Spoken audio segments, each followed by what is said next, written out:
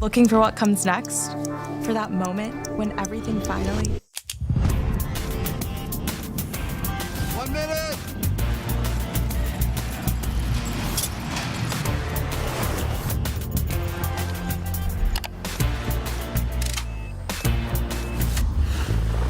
Whichever path you choose, it starts here.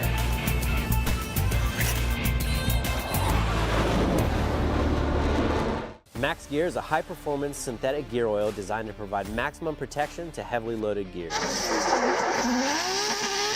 Slippery synthetic molecules and center-look additive package not only reduce wear, they virtually eliminate both gear and bearing wear. We run 1,000 horsepower through our transmission and differential all season long and never have a problem. Eliminate a variable. Drift with Royal Purple Max Gear. Pour purple, Royal Purple. You can find Max Gear at O'Reilly Auto Parts. モータースポーツで得た高度な技術を全てのレイズホイール一本に込める魂は永遠に変わらない。ビヨンド・ザ・レボリューション The concept is racing.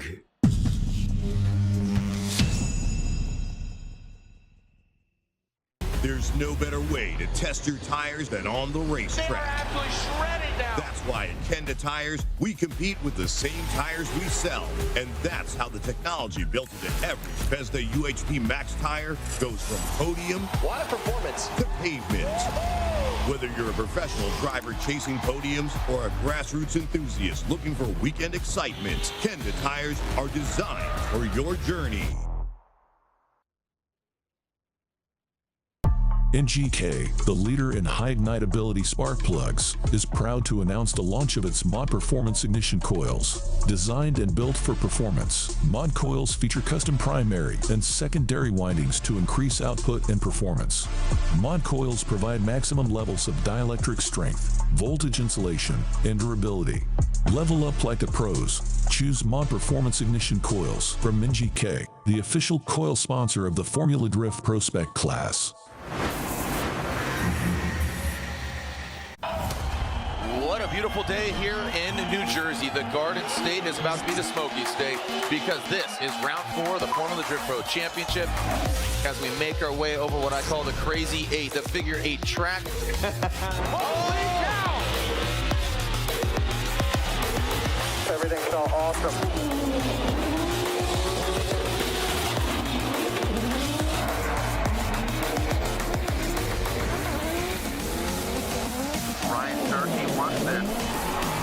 Whoa, buddy. They banged doors, they banged back wheels. What the heck was that?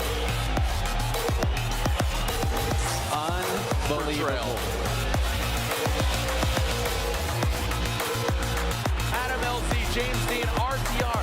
An RTR vehicle will win. Adam LZ with the nasty backwards entry. Adam LZ gets the win. We'll see you online and we'll see you another time. Send it from the Gym Nation.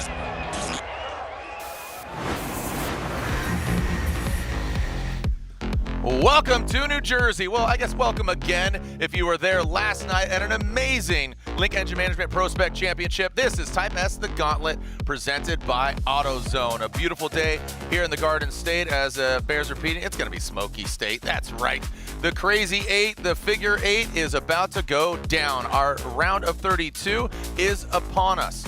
We are excited to see our Rockstar Energy Top 32. Rockstar Energy, the official energy drink of Formula Drift.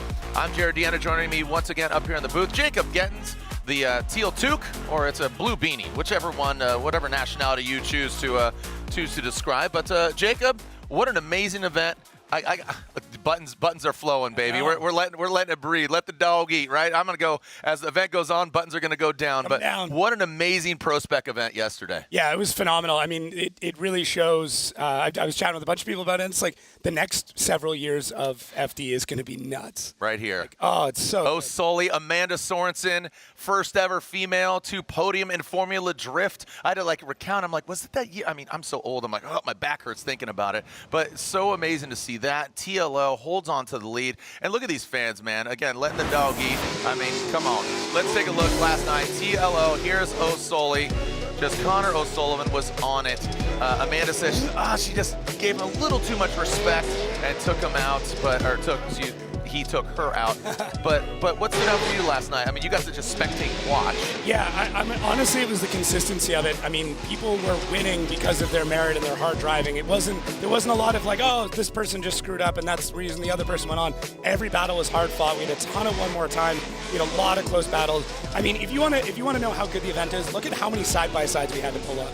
That shows exactly how much the judges had to scrutinize and the level of driving that we're seeing coming into ProSpec, which just means that, the rookies for next season are going to be even better. Yeah, and some people just, Brudski lived in ProSpec Pro 2 at the time for a minute and then finally made the jump doing double duty. Yep. He did that last night, and there were a lot of upsets. Again, if you would have told me that, no offense to O'Sully, but what a great talent. It came together for him, and talking about coming together, Shanahan. So let's just go into pro, but there it is. Connor O'Sullivan, those are the results last night. Amanda Sorensen, first ever female to podium in Formula Drift history after 21 years. TLO getting third, but still does retain onto that points lead. Going in here, Connor Shanahan on the box talking to him. He says, I heard E-Town's my style. It's like peanut butter and jelly, or I don't know, a relatable one of Ireland is, but Shanahan right there, again, he's going against Stuckey. What are some other battles that stand out to you? I mean, there's a ton of them. Ryan Turkazuya Taguchi, I think that one's going to be absolutely nuts. Dylan Hughes, Jonathan Castro is another one that stands out to me right away. And maybe a bit of an upset between the Matt Field and Andy Haley. Matt Field driving really well, but Andy Healy's getting dialed in very quickly. Yep. His practice just got better and better, so I think that's going to be a good battle to watch. Another one standing out here is Simon Olsen. We got an update of currently second in points, Olsen and Jones. Second in points, we throw it down to Lorette Nickel, another member of our broadcast team. Lorette.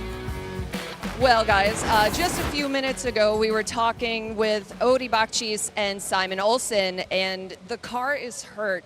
They're trying to make a decision, and you just explained to Odie what?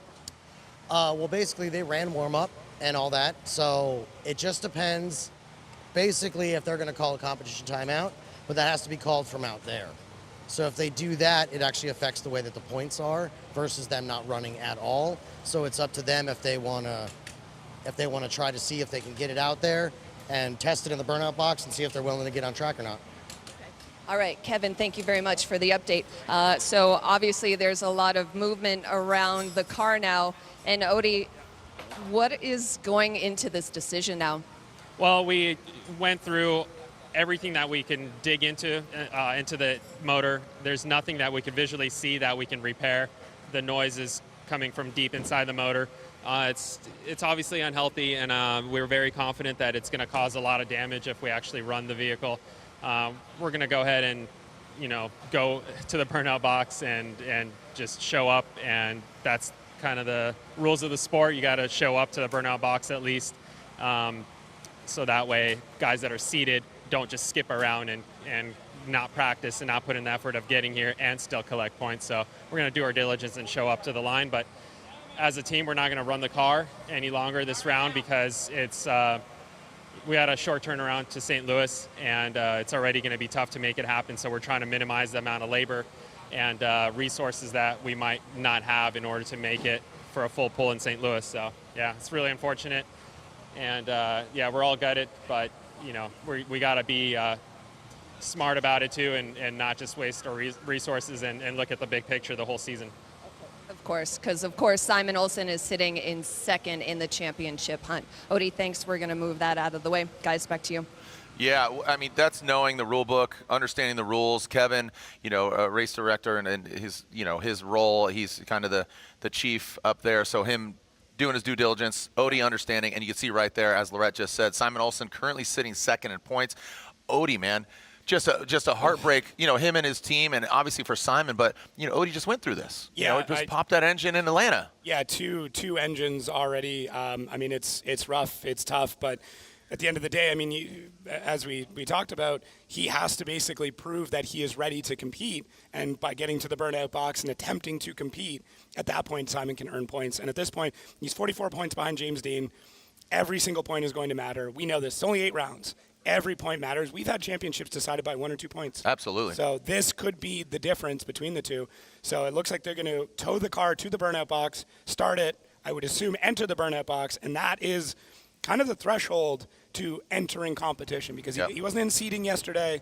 This is actually the first time. It's gutting, but at the end of the day, to win a championship, you need every point you can get. Go through the protocol, understand it. Yeah. And what's even more tumultuous or even heartbreaking for Odie and his team is he's currently 3rd in points. He's got to focus on his own driving. Yeah. And Simon, you know, again, he was cool, calm, and collected yesterday. Saw him. I'd never seen his hair done, by the way. He looked great talking to Connor Shanahan and Odie. Were in a round table just yesterday. And, hey, that guy loves Formula Drift. Thank you for coming out.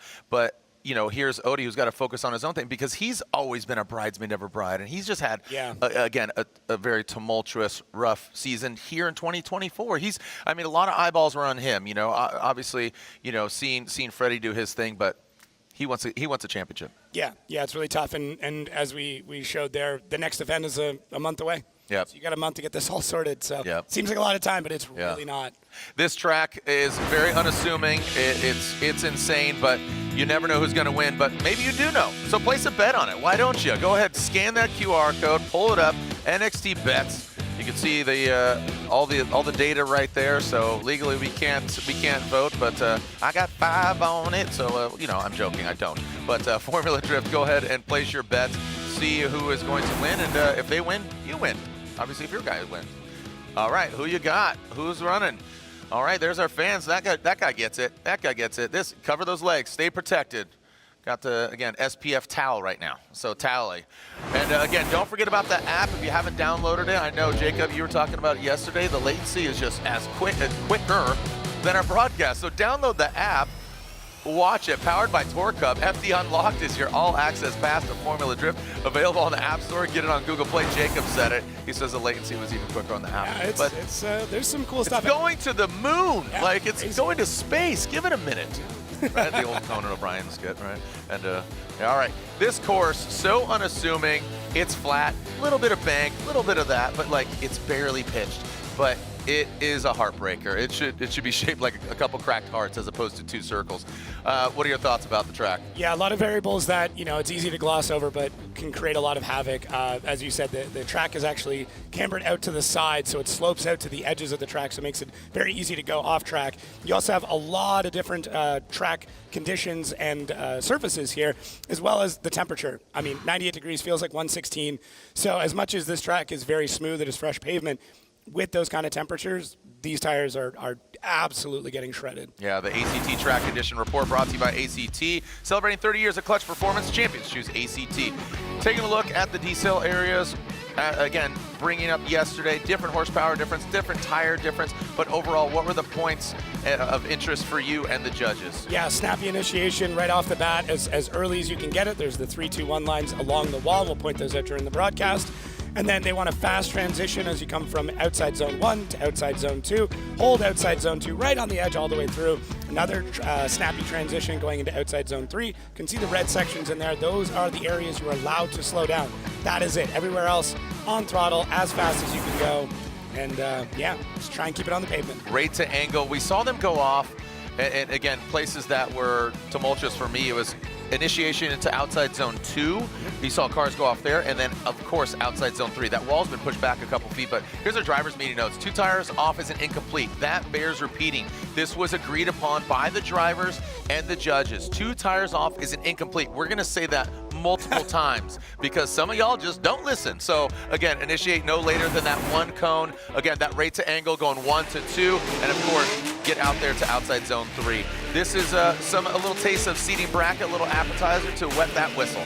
Yeah, Dmitry Barutsky put on an absolute clinic. He is a driver that has done really well here in the past, both in Formula Drift and other series, and he did a good job. He did everything that the judges wanted him to do. He played the game perfectly, and that's what got him to the end. And you know, the prize at the end is getting to battle Adam LZ as your first battle. So who won here last year? Exactly. But Barutsky, and you said that so well. He played the game, and you know, he knows how to tick the boxes. He's won here at E-Town Gambler, which is here next weekend. So if you're here in the building, E-Town Gambler, come out. The Nat boys are going to be partying here, and you're going to be partying here. So right out of the gate, Connor Shanahan. And everybody's like, wait, he's not leading the points. No, it's his result. It's how you finished in the previous round. So with Connor winning at the previous round, Orlando.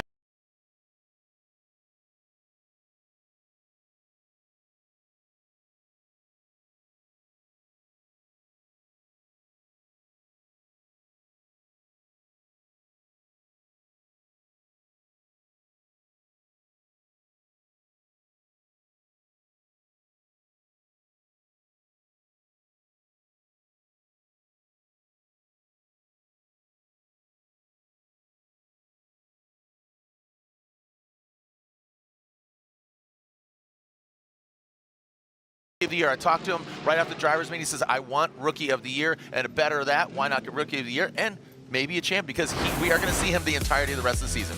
All right, let's take a look.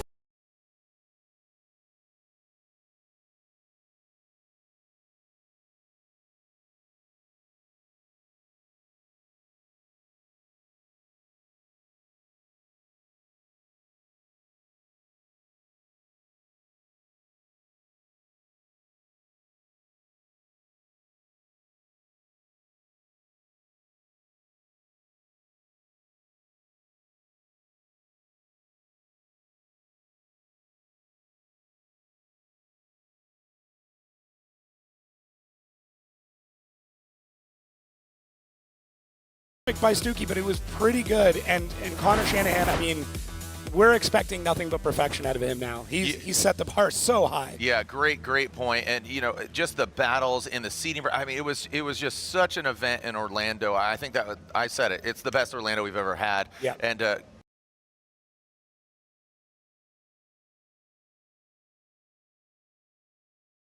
his rearview mirror, again, a champion in Drift Masters and a champion in Ireland. I mean, he is absolutely a weapon. Let's see how he transitions here into that second outside zone. So Stuckey doesn't get as deep, but Shanahan, look at that, just maybe grinding.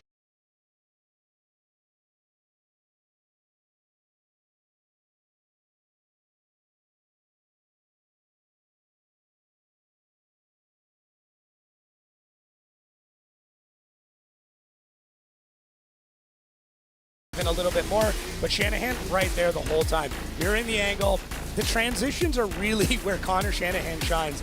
And what that comes down to is if you watch European drifting, there are tracks where there's 7, 8, 9, 10 transitions. Yeah. So he is absolutely perfect when it comes to changing angle.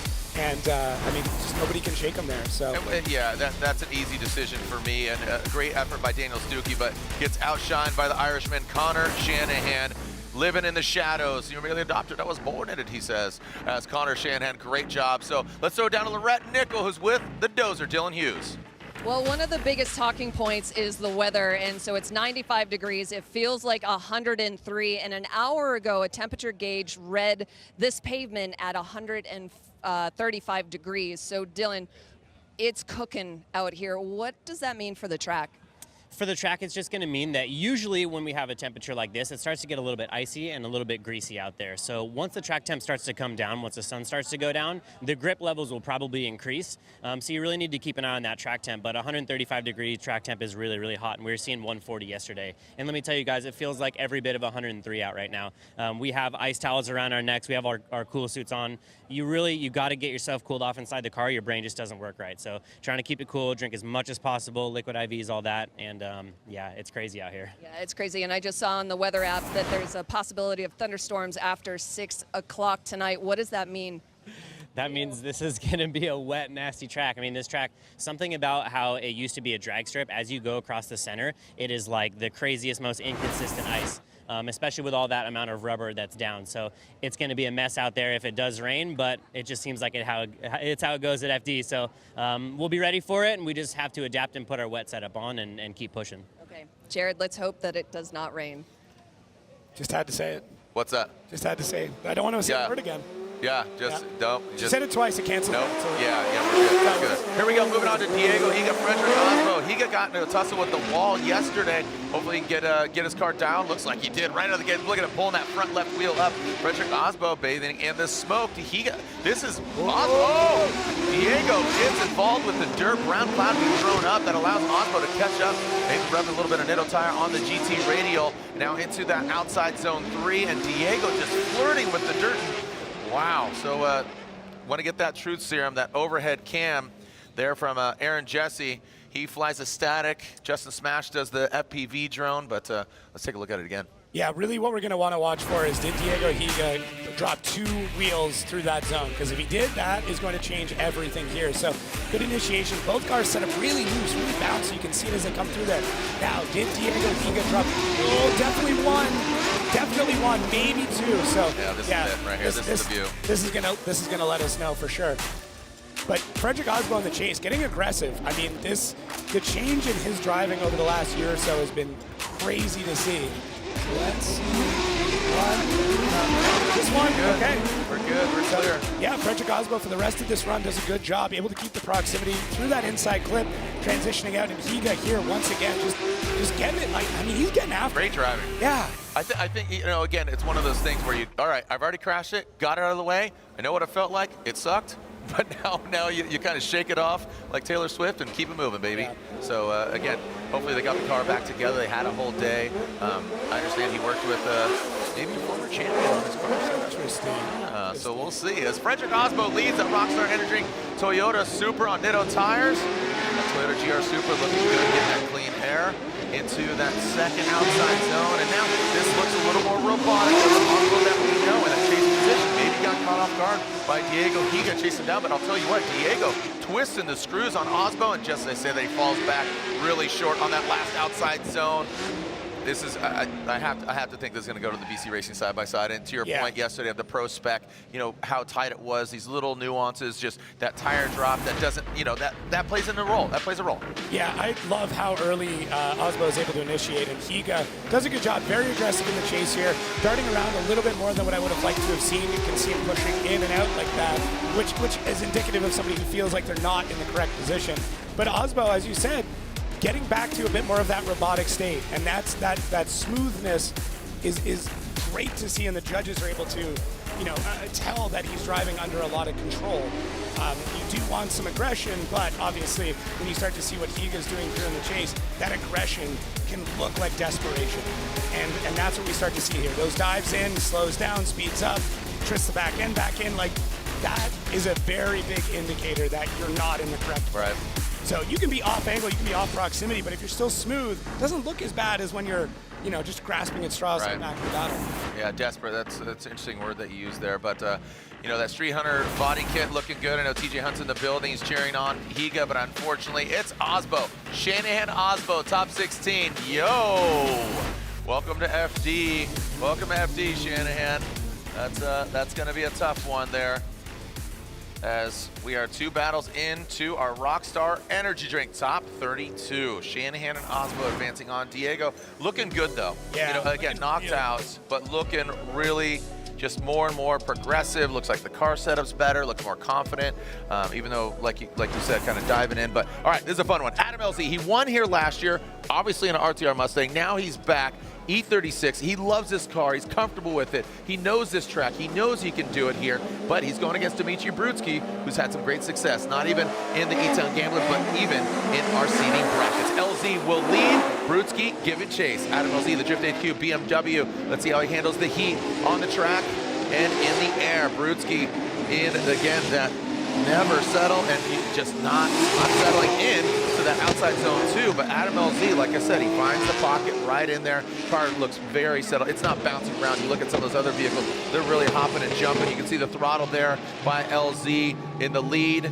And then again, mile per hour, a little faster than that, obviously, but again, just getting dialed in. Your thoughts, Jacob? Yeah, LZ, I mean, he's driven this quite a lot, and so has Brutsky, so I really do expect this to be a tight battle between the two. There was one moment from LZ that I'll highlight here in a moment, but good initiation. Doesn't go as deep as what we saw him do last year, but right here, that hesitation does catch Brutsky up a little bit. He is allowed to decel there. It was maybe a little longer than he should have. I still think it falls within the decel zone.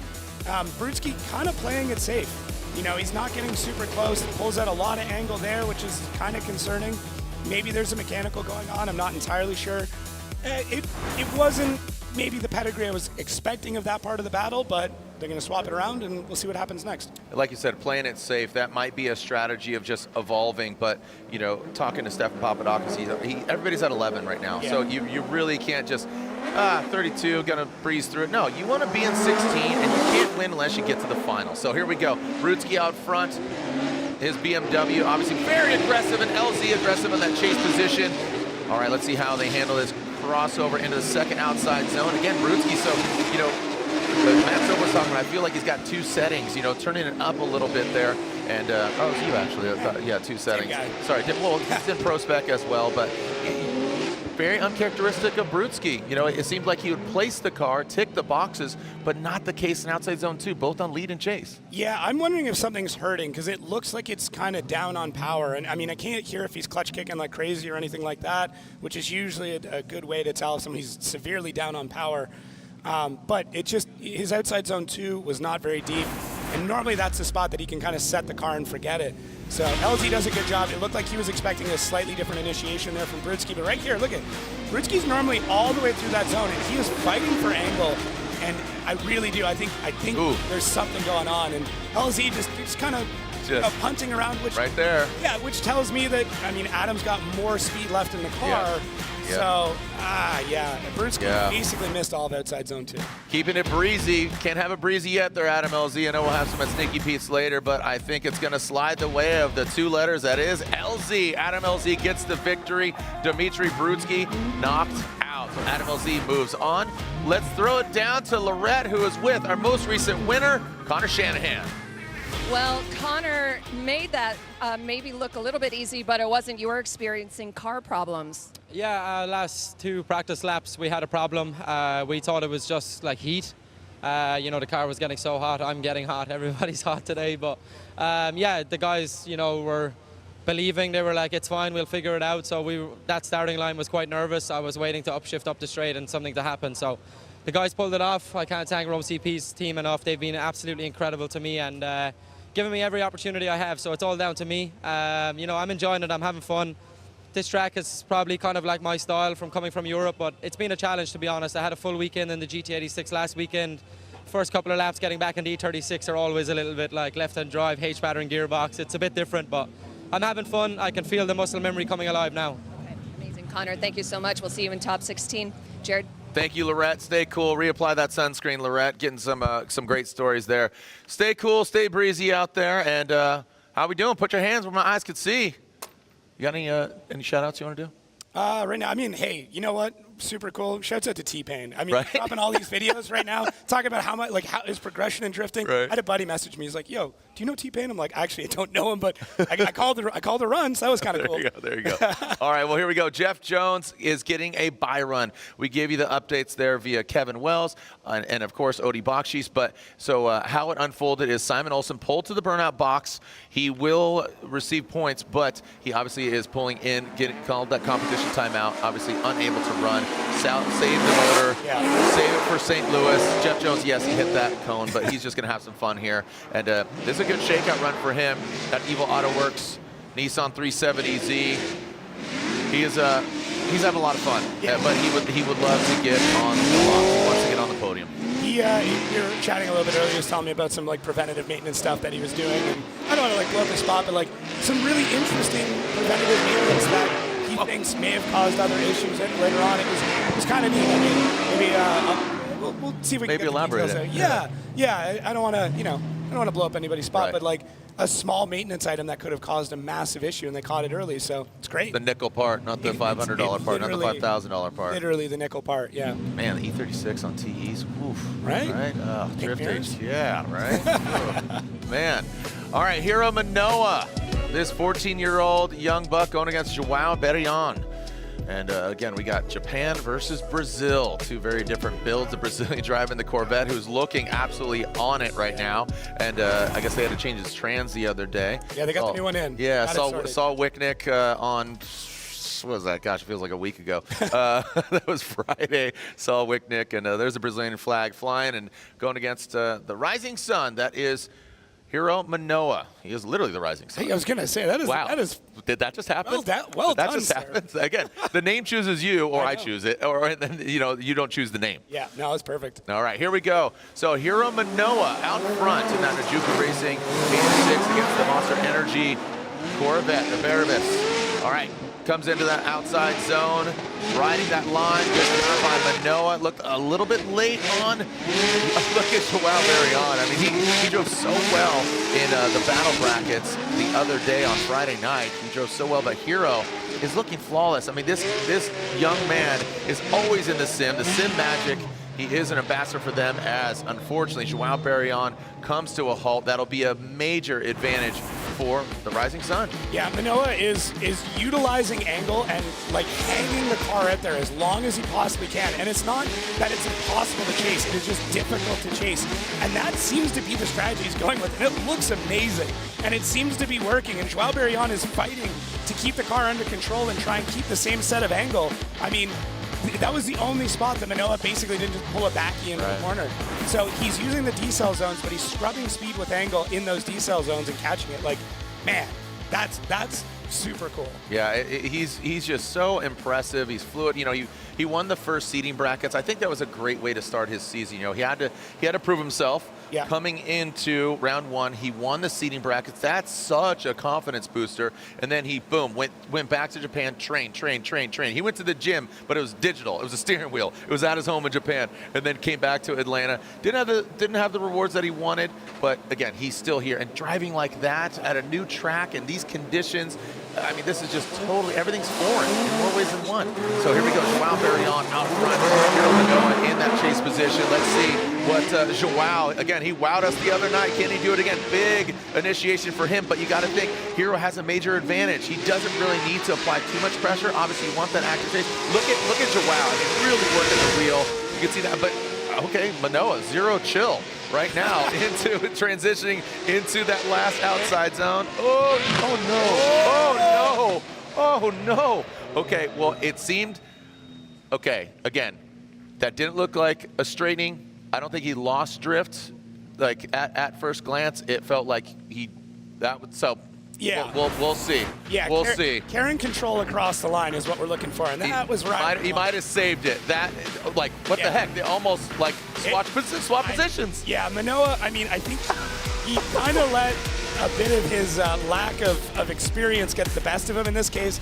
He did not need to chase this aggressively at all, but he decided to. And right here, I mean, the other part too. Shouts out to Joao Barrion.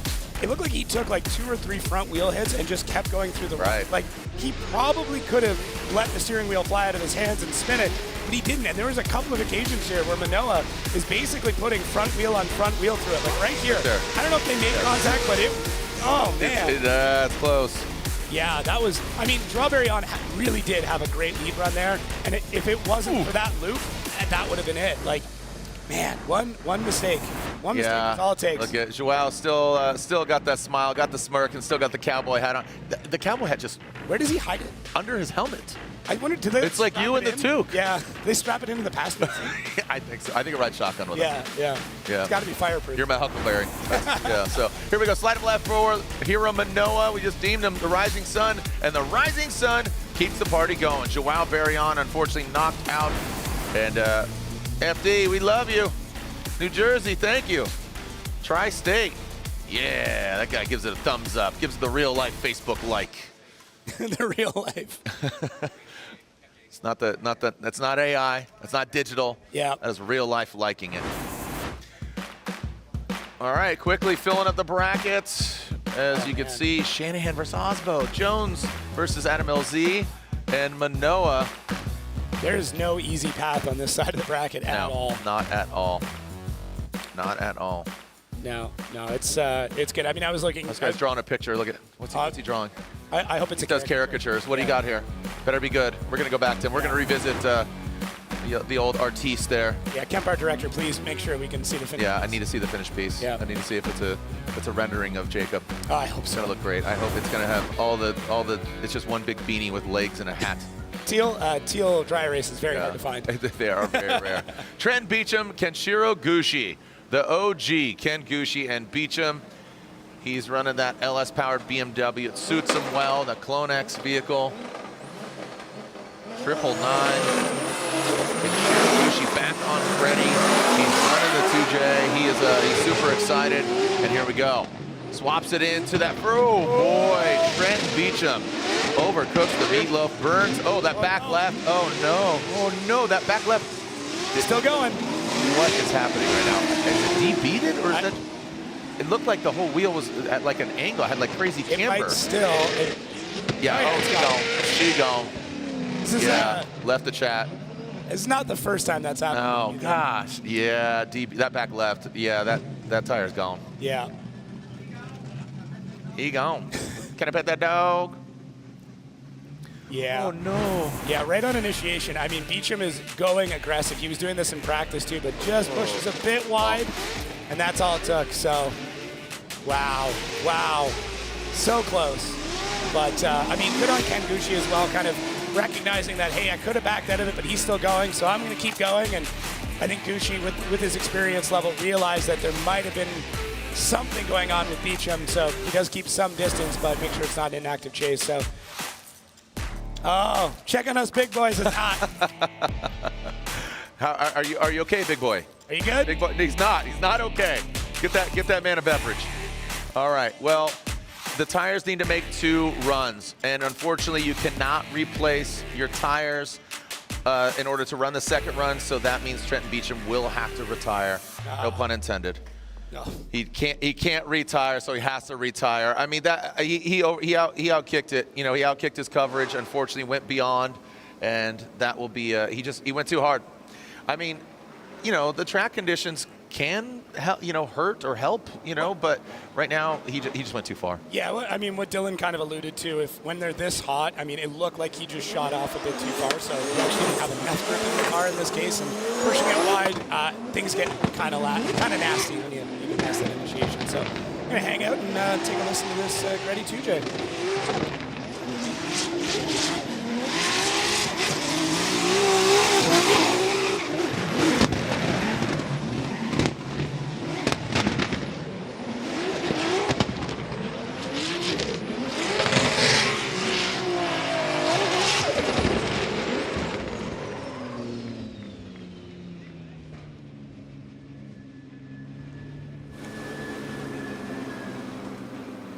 All right, well, Kenshiro Gucci keeps it tight, and yeah, we're just having some fun up here in the booth. Having a great time. Yeah, like how is it? You basically been a full season. If you add last year into this year, you've been here enough rounds. I think so. Yeah. How's the experience? It's great. I mean, it very quickly. No, I'm not going anywhere, man. They got to drag me out of here.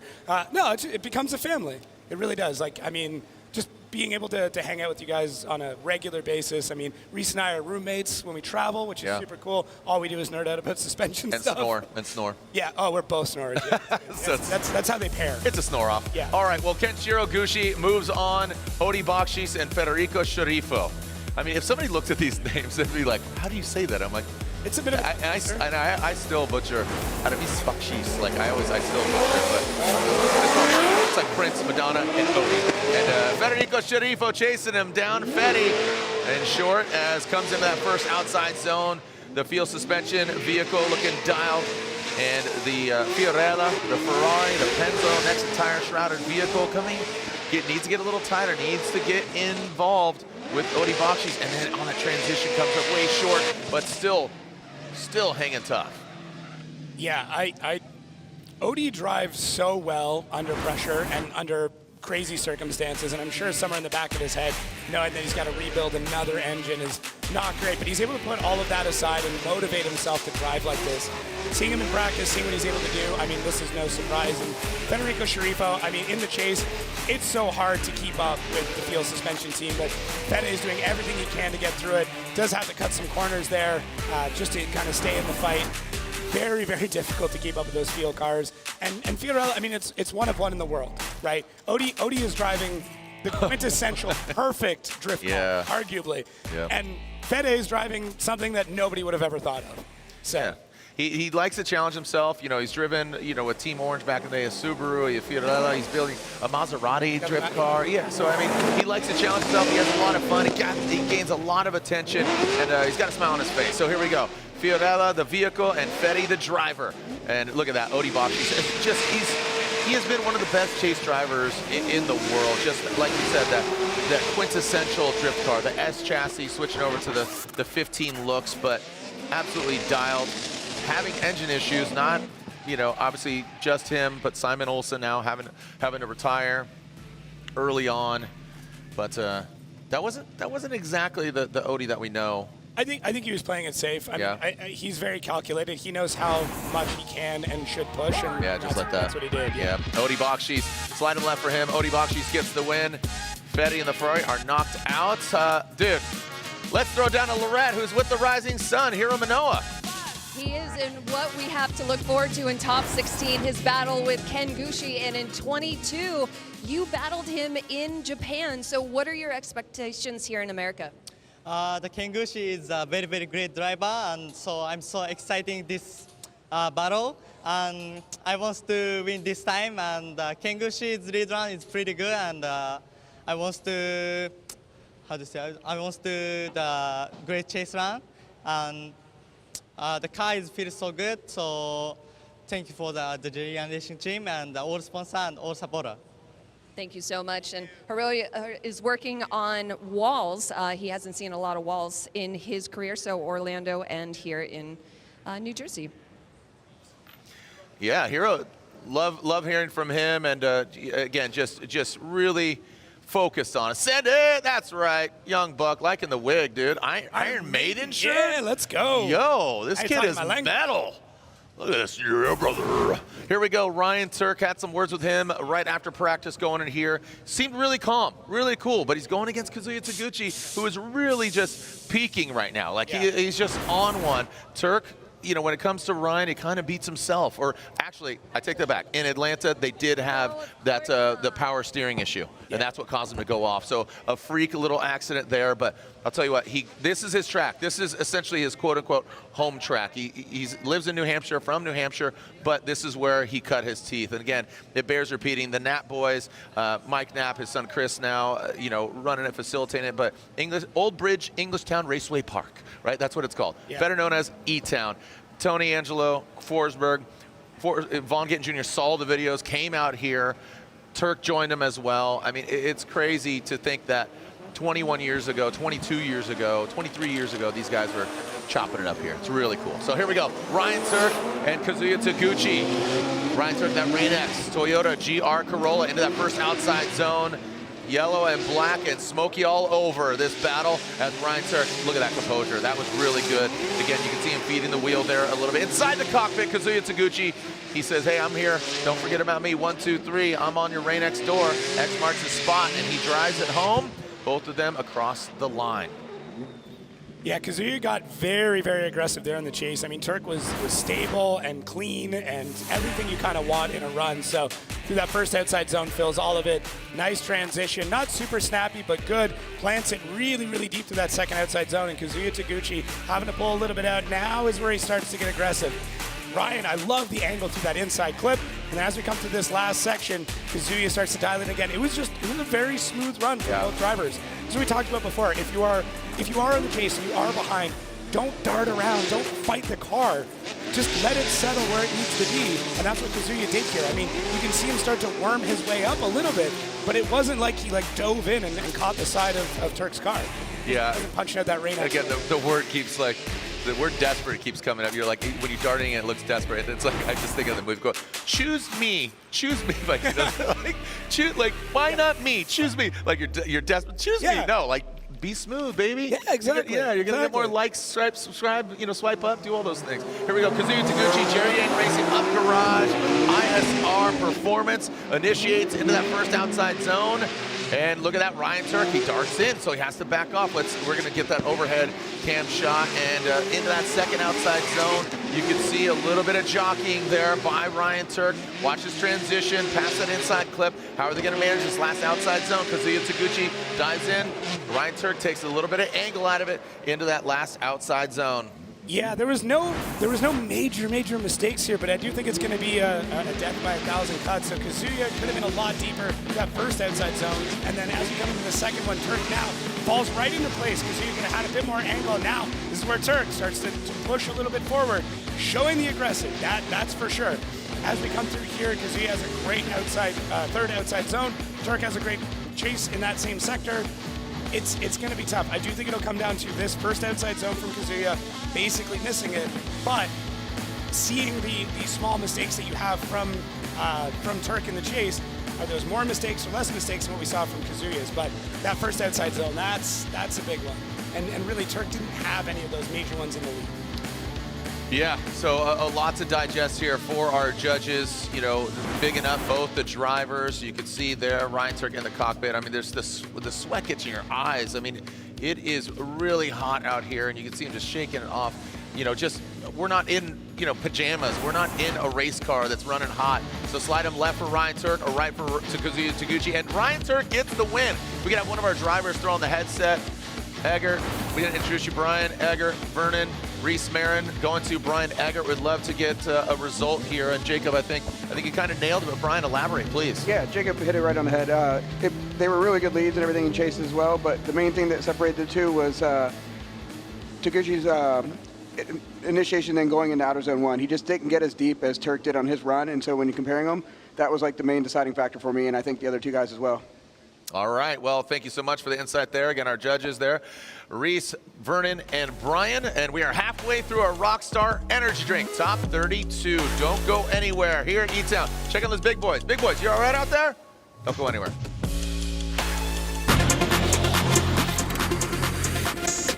In drifting, everything's a mental game. Boom! Perfect. You're not focused. You're off your game. Ryan Turk is back at he wants it.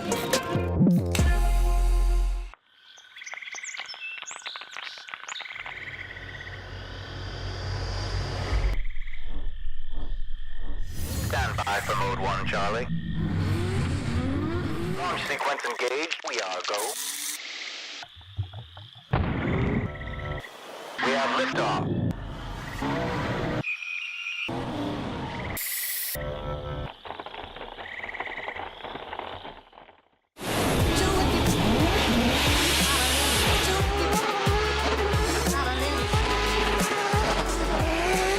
Extreme performance racing, battle tested in Formula Drift for the last 4 years. XPR contains center-look additive technology, ultimate Z DDP wear protection, and superior high-temp performance. Pour purple, royal purple, the synthetic expert.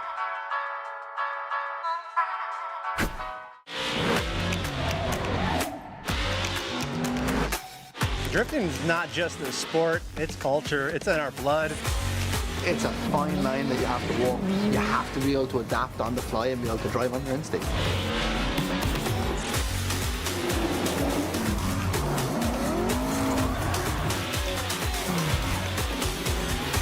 Tires are what we live and breathe in Formula D.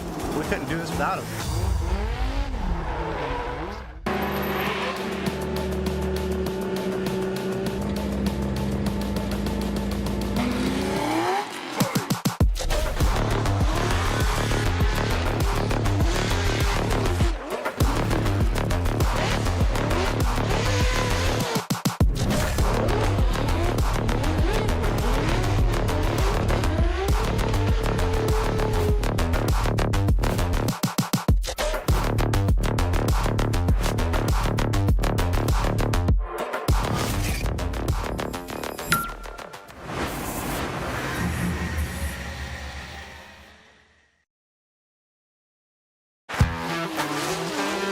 What's up, guys? We're here at Formula Drift, New Jersey, and we're going to talk about tuning, power, and electronics package. So in the Papadakis Racing program, we run all Motec electronics, and we feel that that is one of the best insurance policies for a lasting engine program. Now, throughout the weekend, we're going to check the tune during practice and make sure there's no anomalies that could hurt the engine throughout the course of the weekend. Once that's pretty much all baseline set, we'll work on potentially adding a little bit power if needed, because sometimes we set the grip levels with the Nitto tires very high where we actually need to add additional power. Now, if it rains on track, we have a button on the keypad that we can press to lower the boost pressure so it's a little less aggressive on a very slick surface, and hopefully it helps the drivability around the racetrack a little bit better. And that's what we usually go through on a Formula Drift weekend. Take it from Turk.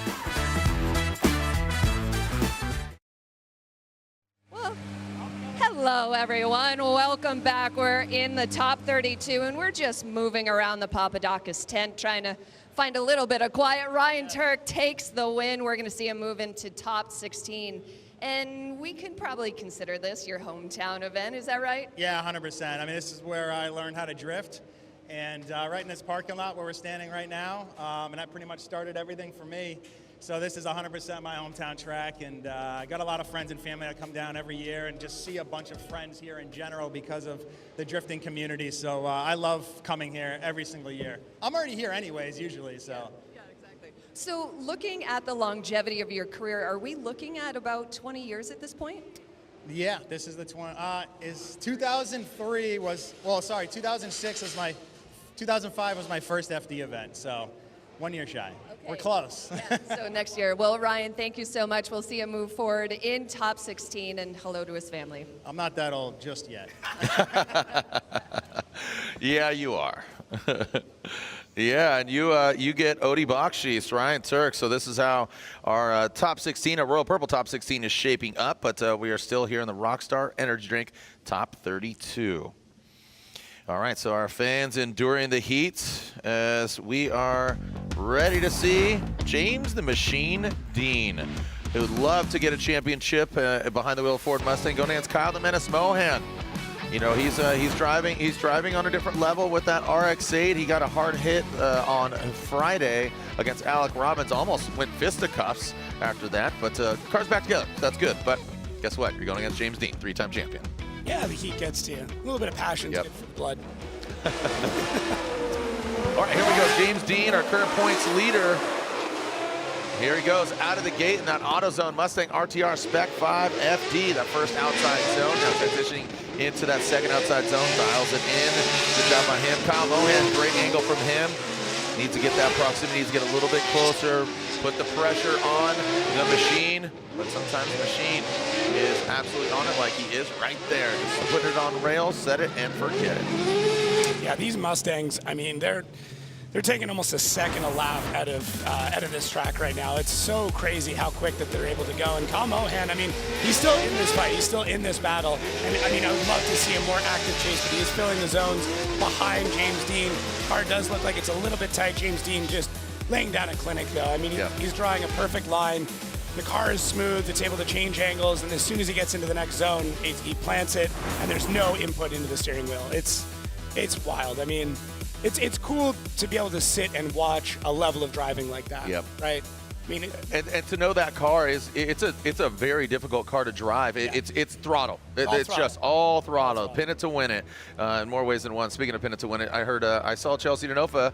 The Chelseas are in the building. He showcased the Drift Porsche, which is absolutely amazing. Unfortunately, Ben Hobson, you know, he did not make it in the seating brackets. I see him and his lovely lady Sunny over there in the bleachers, but hopefully we'll see him in St. Louis. All right, here we go. Kyle Menace Mohan against, again, the champ. Nice aggressive initiation. Some handbrake there from Renewable Lubricants. Mazda RX-8, Mazda tricks into that second outside zone, right in the course head. James Dean, he ain't no pushover. He's got to apply that pressure. And look at that, Kyle Mohan. Absolutely, he is swapping positions here and into that last outside zone. A great effort by Kyle Mohan, but I would just say it comes down to that chase. Yeah, I mean, that was just absolutely not a pushover. No, it was a great run from Kyle Mohan. I mean, we see moments of brilliance from Kyle throughout the years where he's able to get everything dialed in. I mean, driving a car that's got, I mean, half the torque of anybody else on the grid is really, really tough. In a track like this where you're able to get the turbo spooled up, you're able to get the Doritos screaming, that's where he's going to do well. And we can see it here. I mean, Kyle does have a great lead run. He's able to fill almost all the zones, gets out of outside zone 3 a little bit early, but the hard part is when you compare that to, you know, what we would call a 99-point lead run previously, it's real tough. That guy's ready to crank a good time, brother. Look at this guy, white top. Again, Gen Y, not Z. All right, James Dean, Kyle Mohan, slide him left or slide him right, and it looks like James Dean gets the victory over Kyle the Menace Mohan. And that, again, Renewable Lubricants, Vitor, Mazda-Trix RX-8 by the AutoZone, NGK, Nitto Tire, Ford Mustang gets the victory. Moving right along, looks like we're going to be seeing RCP against Ryan Literal. And statistically speaking there, Jacob, it looks like you've done your research here, and Ryan Literal has got the victory over RCP before. One battle, surprised. Yeah, that's, I mean, it honestly, going through and taking a look at who's battled who, you forget how often they haven't battled each other. Like when you got 32 drivers and you start to mix them all up, there's actually a lot of drivers that have never faced each other even though they've driven together for years. Okay. All right, so. All right, we are hearing that both of them are calling, so both Rome and Ryan Literal are calling competition timeouts. You get a 5, you get a 5, everybody gets a 5. Well, literally you do get one competition timeout. Yeah. So brought to you by Fast Orange. So they called their competition timeouts. All right, so starting them young. Look at this young whippersnapper. How we doing, bud? You're on the camera. Blue hat, blue shirt. You, mom, dad, look, he's on the camera. He's got the shark hat. Look, you got the tattoo on your leg. You with the black boonie hat. You're on the screen. Hurry, you're making history. Look at, that's you. Cranking a beer. Little twisted tea. That's right. Thanks, buddy. Yeah, I see you. You're on the screen. Always watching. Yeah, there you are. Yeah, there we go. Look at it. See, you're on the screen. You can look back. You'll scrub back. This is almost halfway through the 32. And you say, hey, you were there, bud, 2024. Remember when he put you through the torture chamber? That is the sweaty E-Town. Now, all joking aside, thanks for bringing out, again, starting them young. Chris Forsberg, again, a gentleman that's played an instrumental role in drifting here on the East Coast and drifting across the globe. 3-time Formula Drift champion, the Force. Forsberg going against Alec Robbins, who has cut his teeth at U.S. Drift. Shout out to Edgar, and hopefully he's pressing some coaster shoes there and having a good time. And again, we are excited to see what goes down here between Alec Robbins, the Minnesota driver. There's Pops, there's RCP Senior. Joking. But Sam McMommy looks like he's poking his head in there as well. Matt Moomey. Yeah. Yep. All right. Happy birthday to Edgar Sarmiento. Known to be sitting in the Lazy Boy crushing some beers. 69 years old. Wow. I mean, you look great. You look great. All right. So again, Lorette Nickel, what's cooking? Well, as you can see, Rome is here, the team working on the back of the car. What I'm hearing is that it's a water pump issue. They're dealing with some overheating issues, but Rome pulling away. Just 2 cars away, 1 pit away. Nick Novak is also in a competition timeout, and I'm walking over here to find out what's going on. The car on jacks up front, and as soon as I know anything, I will let you know, but I did hear a possible power steering problem. Interesting. A lot of overheating issues, right? So yeah, it's very understandable. 90 Degrees, great band, by the way. Yeah, should I make the shade? All right, here we go. Chris Forsberg, Alec Robbins in this battle. That all-new Nissan Z Nismo Auto Parts NOS Energy Drink vehicle, and that is going against Alec Robbins. Forsberg initiates transition. Oh, Robbins goes hard into him, but Forsberg stays in it. Yeah. Forsberg takes a hit. Oh, there he loses it. All right. And Forsberg back up again. Okay, and oh boy. Okay, tire. And that is. Yeah. When in doubt, throttle out. Wow. We're hearing people shout out some things, but again, you know, Alec Robbins picked up Reap Weaponry, a new sponsor, Kenda Tire, Nissan 350Z. Let's take a look at it again. Yeah, so I want to see, was Forsberg already slowing down? Was he in a decel? That is a decel there, and Robbins just goes, I mean, the question will become, should Chris Forsberg have been on throttle at that point? We start to take a look at lights, understand the track map. This is not cut and dry right off the bat. But look at Alec's line too on the first outside zone. He was already offline. Yeah. So Alec, I mean, the closing rate of Alec Robbins would have been quite quick. The question was Chris Forsberg supposed to be back on throttle at that point? That's what's going to come down to at this point. So we're gonna take a look at these replays over and over again. So Forsberg does get back on throttle. He is accelerating, but Robbins, that was a hit. Yeah. Yeah, and I mean, you can see him dig in on the right, so he throws him in there. The tires debeaded. Yeah, that was and yeah, tires debeaded with Alec hitting them. So as you can see, we're going to clean up the track. All right. So again, that contact. So now again, who's at fault? Him going off track, and again the tire debeading. But again, we'll get some clarification here. So one of the things that comes into play in this situation, especially when it comes to deeming fault with contact, is the fact that the tire of Chris Forsberg did debead. Yep. So if it debeads due to contact, he is able to change the tire at that point in time. So seeing Nick Novak pushing back and forth. Okay. There we are looking at Nick Novak. We saw him. Ooh, starter issue. Hey now. Okay, that I mean, you only do that for starter. I mean, that was my car in high school, basically. So I know that move right there. Same. Yeah, I know that move. Same. We've all been there. Oh, and are they calling time? Oh, I saw throat chop. I did too. Okay, and the plot thickens. All right. Yep. So we're just having discussions behind here, obviously, with the judges to understand exactly what the repercussions are of this Chris Forsberg battle when it comes down to fault. So we did see, obviously, Chris does slow down. In my mind, it looks like it was in the decel area, but I do want to wait for full clarification from the judges when it comes to that, before I say specifically. Absolutely. So again, if it's Robin's fault, Chris can replace. If it's shared fault, he can replace, but they would have to use their competition timeout, and it would be basically an incomplete for both. Yeah. So those are your three scenarios. Situations. Yeah. Well, obviously, you could see something's going to happen here. Yeah.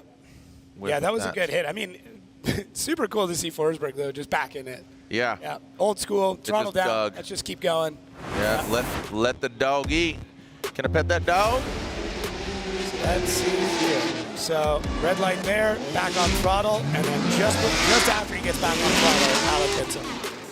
But as you said, Alec was not on the correct line coming into that area. And then we just see Forsberg just going for it with whatever's left of that Z. There is an update here. Alec Robbins is at fault. So Alec is at fault. So Forsberg is allowed to change his tire. And also you have to think that run comes to a halt because of the contact. So that has repercussions on the run for both Robbins, and that would be an incomplete for Robbins, but Forsberg gets to replace his vehicle. So again, there's an advantage here for Chris Forsberg and his NOS Energy Drink Nissan Z and his Nismo Auto Parts NOS Energy Drink all new Z. You get that? I got it. Okay. Don't ask me to repeat it, but I think I got it. Yeah. Well, while we get all this organized, we're having some fun with our new video series. I'm proud to be part of it. Let's just call it Send It. Welcome to Orlando Speed World. How could you not love to see cars ripping around a track? You know Ken Block never signed boots? Keep it goofy. Yeah. This is a page in the history book that we will never forget. Let's send it!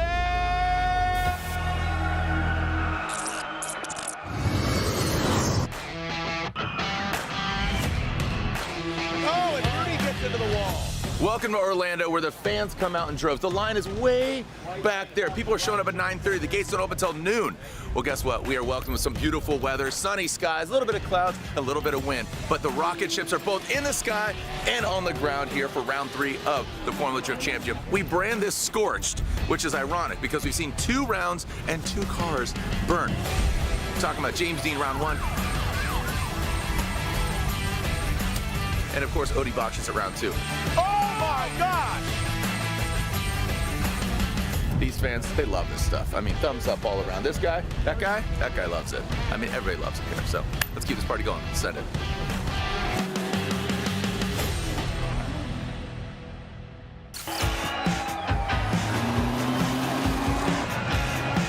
It's about to go down. Everybody wants to go behind the scenes of the motorsports world. We're doing just that. This is where the cars are staged right before they go and hit the track. But if you're a young adult and want to get involved in the motorsports world, there's a thing called the Driven Experience.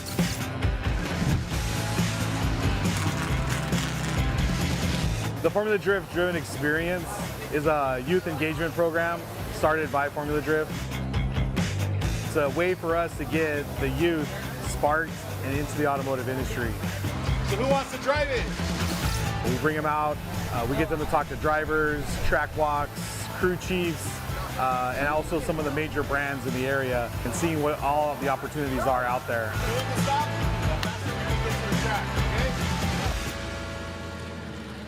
Today's event, we had over 100 students, and I believe there was only 5 or 6 that had ever been to a Formula Drift event. So these were all newcomers. It's his first Formula Drift event, and he was like, this is epic, this is sick. But at the end of the day, they want to know how to work on a car and be able to get a career in the automotive industry. Oh my.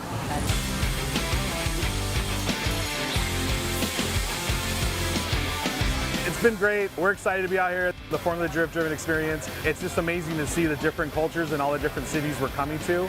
And we hope to grow this to be even bigger. And who knows, maybe we have the next Formula Drift driving champion in our group. We had several of the kids, their eyes get really big, they're asking the right questions. And one of the biggest questions they say is, how do I become a Formula Drift driver?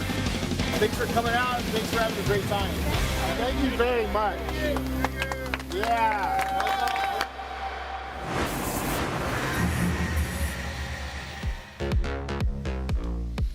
All right, well, we are back here and advancing on. There's a lot of commotion, but it's all exciting. It's all equating to a darn good show. Yeah, lots going on. Yeah, there we are looking at Forsberg's pit. So that he took a hard hit on that front left, and that forced Forsberg off. So again, Alec Robbins at fault. We'll get back into that when we see them back on course. Again, Robbins and Forsberg. So we will go back to, again, both these guys called the comp timeout. We're talking about Ryan Littrell and that Sunoco, the Collab S15, Sim Magic, Sim Experience, and then you can see that Garage Istic. You know, RCP, Rome Charpentier, Shanahan shouts him out so much. You know, you could, and Rome obviously, hey, here are the keys to my E36, Yeah. you know, did really well, building this new car, so here, take the keys. But RCP and his team have helped tremendously for Shanahan. Yeah, it's a great pairing. I mean, there were so many rumors in the offseason, like, oh, Shanahan going to go with Odie? Is he going to go with Rome? Is he going to sign on with RTR? I mean, the rumor mill stuff I love. I'm right in there during that whole thing, but I really do think Rome was a phenomenal decision to jump into. So, yeah, so cool. Yeah, where are we getting all these dry erase signs from? This is great. Yeah, I We mean, need more of these. Yep, yeah, I know Team Rowdy has brought them out for years at Road Atlanta, so it's great to see signs. I mean, you know, you can bring one or you can bring many. Signed everywhere. Wing. All right, here we go. All right. Electrical band. Okay, here we go. Ryan Littrell out front in the 909. And the Garage Istic BMW into formation. Ryan Littrell with that RB flag, the RB Army flag. And now in that second outside zone, you can see maneuvering, looking calm. Don't know exactly why they called their competition time out, but we know Littrell working the sim at home and now working the real thing here at E-Town. RCP doing a great job chasing him down. Again, you got to think that's a brand new car. It's a new build for him. It definitely doesn't look like it now. I mean, that car has seen some more, but Ryan Littrell out front, a little bit of a left foot brake there as you see the tire smoke come off the front left wheel. Transitions out, looks pretty good. Now, Roman the Chase is trying to very slowly creep his way up to get that. But, I mean, Littrell out front, this is very smooth. This is a very flowy run. Everything holds well. Could have been a little bit deeper through that section, but pretty good. I mean, I would have liked to see Rome kind of on his door all the way through it, considering how smooth Littrell was. Not a ton of time there to get into the pocket. And then right here you see how Rome is able to just very slowly and gracefully get into the side of Ryan Littrell as they transition out. I mean, Mr. Smooth, though, like, this is, you know, Littrell has had a bad string of luck with some weird mechanicals over the last couple of years, but this is the kind of driving that we saw out of him back in Pro 2. This guy's got a skull and cross coilovers. I like it. On his stomach. I like it. And an RCP shirt. Put it back on. Just kidding. Great combo. Here we go, RCP. A lot of RCP fans out there. Rome Charpentier, Ryan Littrell at the drag race. Whoa, look at him just fishing. Oh, yeah. Okay, restart. Cone was hit. Rome, what are you, Ryan? Yellow flag, brother. He got it. Right. He got it. He thought I think Ryan just thought he shut down. I did he chat got a little too lit. I did chat with the driver about it earlier, and they said that, you know, especially when you're in the chase, you're not looking for it. That's true. All you're looking for is that lead driver. So we were joking, like maybe you put up like a heads-up display or like a flashlight inside your car that's remote. I don't know. We're always brainstorming wacky ideas, but yeah, it's. But yeah, he was watching Rome. Yeah. All right, taking a look there in Forsberg's pit again. Not having to utilize a competition timeout because Alec was deemed at fault, so he is allowed. This is a complimentary comp, so he's just getting. Yeah, took a pretty good hit there. You can see fixing that front left fender. It's a good sign when they're working on body work. That means that all the mechanical stuff is done. We can just make it look pretty. Very true. Here we go. RCP. We got a clean start, no flashing lights, and into that first outside zone. Really using all of that outside zone. Ryan Literal firing off in that chase position. The Sunoco fuel. Subsequent bang, boom, and look at Literal. I mean, this is great for him. Tell you, a great lead run here from Rome Charpentier and Ryan Literal. Whoa, buddy! Kind of went in at a very unique line on that last outside zone. Yeah, it was. I mean, it was definitely an interesting run there. We're going to really come into decel zones with this track. That's what's going to be make or break throughout the whole thing. But Ryan Literal isn't able to keep up with Rome through that first outside zone, second outside zone. Rome locks it in. Now Literal doing something very similar to what we saw with Rome, very slowly trying to get into the pocket as we come to the inside clip. And as we transition out, Rome uses that decel zone correctly, but gets on throttle early. And just that small mistake there from Ryan Literal is what is going to come down to in my mind.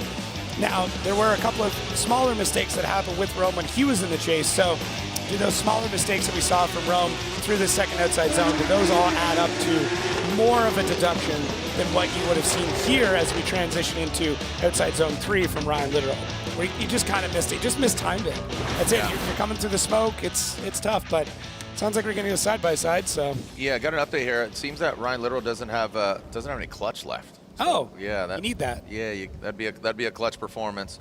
So let's take a side look. So as here we go, taking a look side by side in our BC Racing Go for Gold suspension Formula Drift. Go ahead. Yeah, so the lead run, I mean, we talked about this before, is something I try to look at through these to see if there's any major mistakes, but looking in the chase there, it does look like Ryan Literal had proximity possibly for longer during that period, and then as we transition out through here, that's where we see the difference, where, I mean, Rome was not perfect through outside zone 3 by any means, but it does look like Ryan Literal had a larger mistake in outside zone 3. So Literal has a bit more proximity through 2, but outside zone 3 is a bigger flub. So those are your comparing notes, at least in my mind, when it comes to that run. Now, judges may see something different or see something a little bit more, but it could go either way. Honestly, it could go either way. All right, they're flying that RCP flag and that LS BMW versus the RBS chassis. Let's see what we got. Slide them left for Literal or right for Rome Charpentier, RCP. Oh, and is that you, Reese, with them one more time? All right, so Reese Marin called for one more time, but outnumbered, and it looks like, again, Rome Charpentier gets the victory. Got a couple of BMW fans there, it looks like. Of course. Yeah. Yeah, I mean, there's so many in ProSpec, man. It's like a BMW spec class over there. It's a great chassis. Trailing arm suspension means they bite real hard, and I mean, parts are cheap. As long as you get that subframe dialed in, you're set. All right, so we are, again, Nick Novak did not make his competition timeout. You saw there in the pits, they tried to bump start it, and Trey gave him the signature throat chop, did not complete the vehicle and get it done up and running within the 5-minute allotment. So Nick Novak. So we're going to lay back and listen with the loudest car in Formula Drift, Mr. Cash Racing, Jonathan Hurst. So Jonathan Hurst in the Cadillac. Mr. Cool definitely could use a lot of those fans here today. The Mr. Cool Cadillac XLR. Lay back and listen.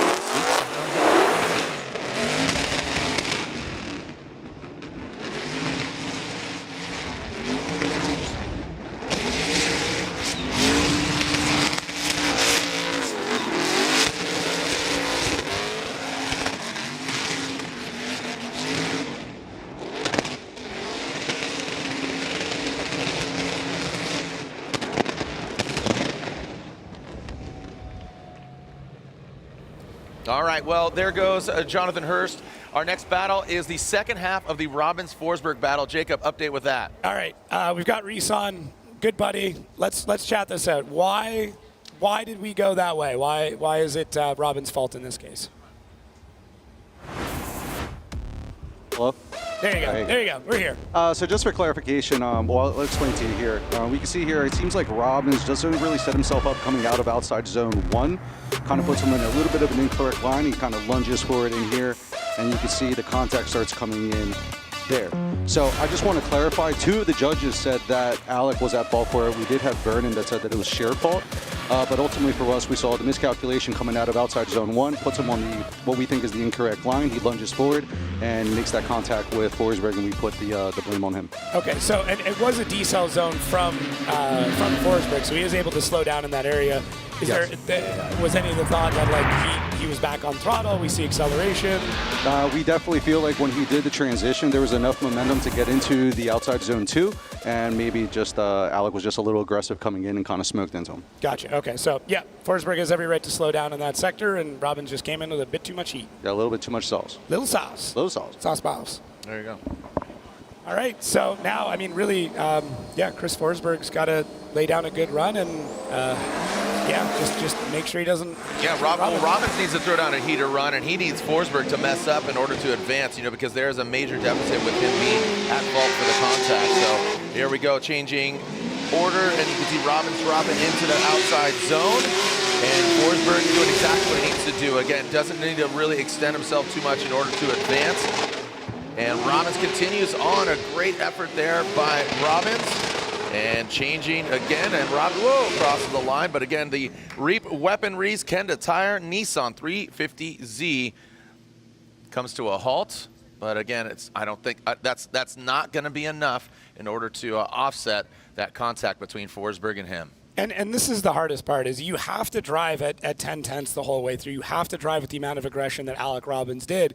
And riding that line between, you know, going all out and, you know, being safe is the difference between an inch or 2. And that's what we're playing with at this level now. It's literally 1 or 2 inches. It's crazy. Yeah, I mean, 10/10, and you know, this it's not racing, but there is a finish line. You need to finish, and unfortunately, Alec Robbins just got too aggressive on that first run. Good run from him so far. Yeah, I mean, he is very capable of laying down an absolutely solid lead run, and honestly, he's capable of running an incredible chase run as well, and just not able to dial things back enough to chase Chris Forsberg correctly in that case. Just gets caught offline a little bit, and when you're taking that tighter line, your closing speed is going to be much, much faster. And that is going to give. There you go. Chris Forsberg gets the win. Slide him left for Forsberg, or right for Robbins, and Forsberg gets the victory after some contact. So the Reap Weaponries, he's shoot to kill. All right.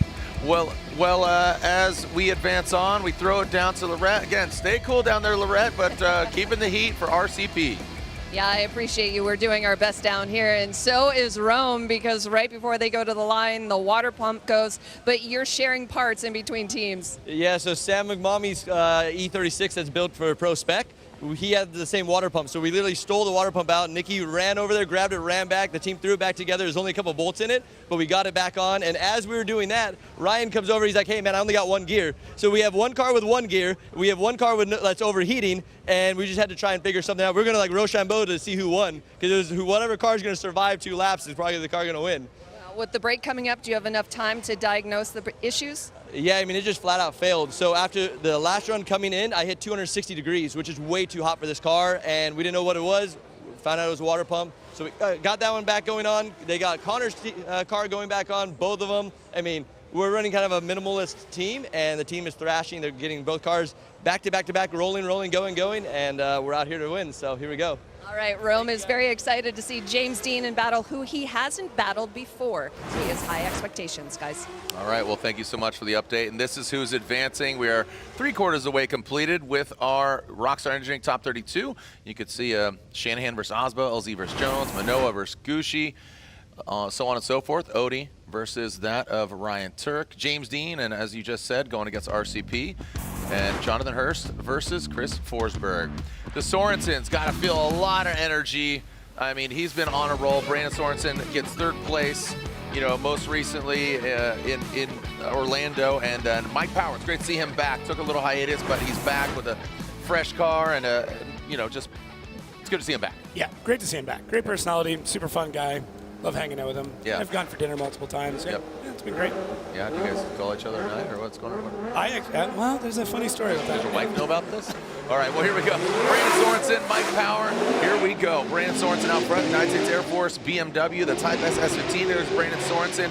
Remember, he was in the ear of Amanda Sorensen last night, so he's seen how it can be done by his sister in ProSpec. Mike Power, he's feeling the power of the babe. There we go, in past that front clip, the 919. Brandon Sorensen, I mean, just set it and forget it, man. This kid is on it. The NK wheels go round, and the United States Air Force flying high. So Mike Power would love to see him advance, but Brandon Sorensen's going to get in the way. Yeah, love the initiation from Sorensen there. Gets the car out to angle very quickly, and Mike Power does need to start to close the gap a little bit. He does through the second outside zone, but Sorensen is just locked and loaded through that entire section. Does leave the zone slightly too early, but through the inside clip, everything looks tidy.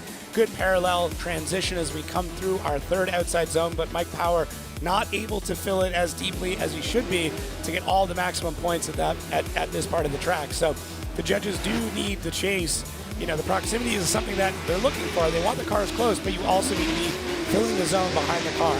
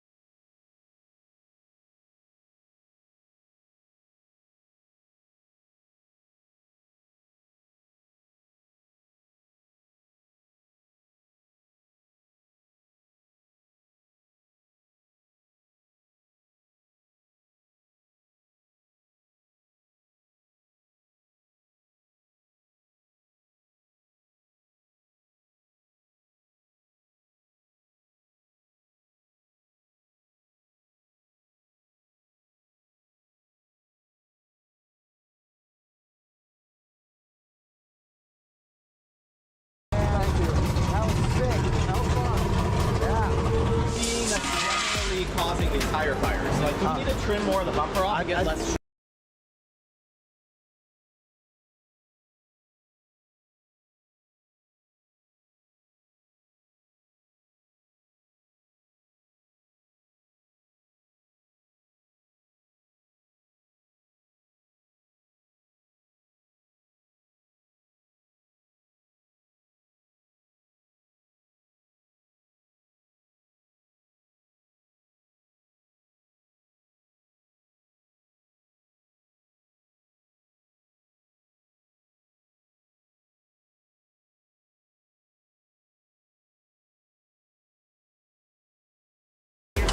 You gotta be running, driving away.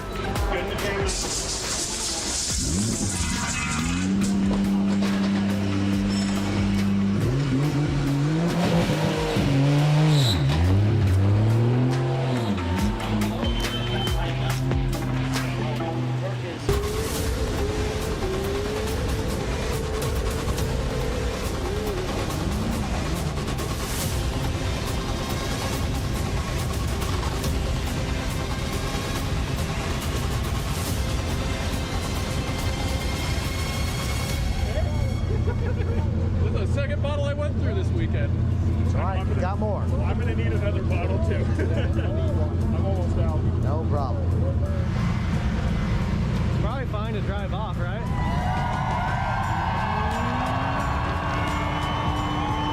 That surface is so abrasive on this side. I was weighing tires and stuff, and it's like they're losing 4 pounds of rubber per tire per lap. Power steering pump. Pump it. So power steering pump is pulling. So you just swap the whole thing out.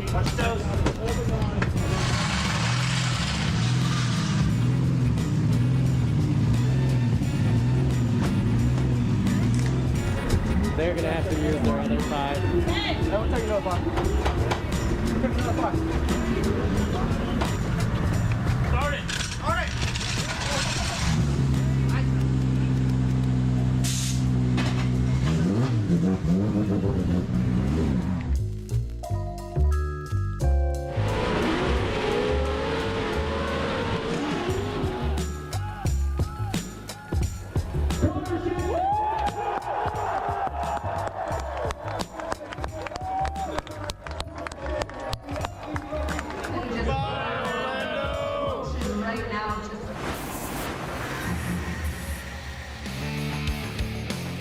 We are back. Thank you for your patience here as we are keeping the party going. We're talking about our next few battles here. 3 battles left. Man, got through it.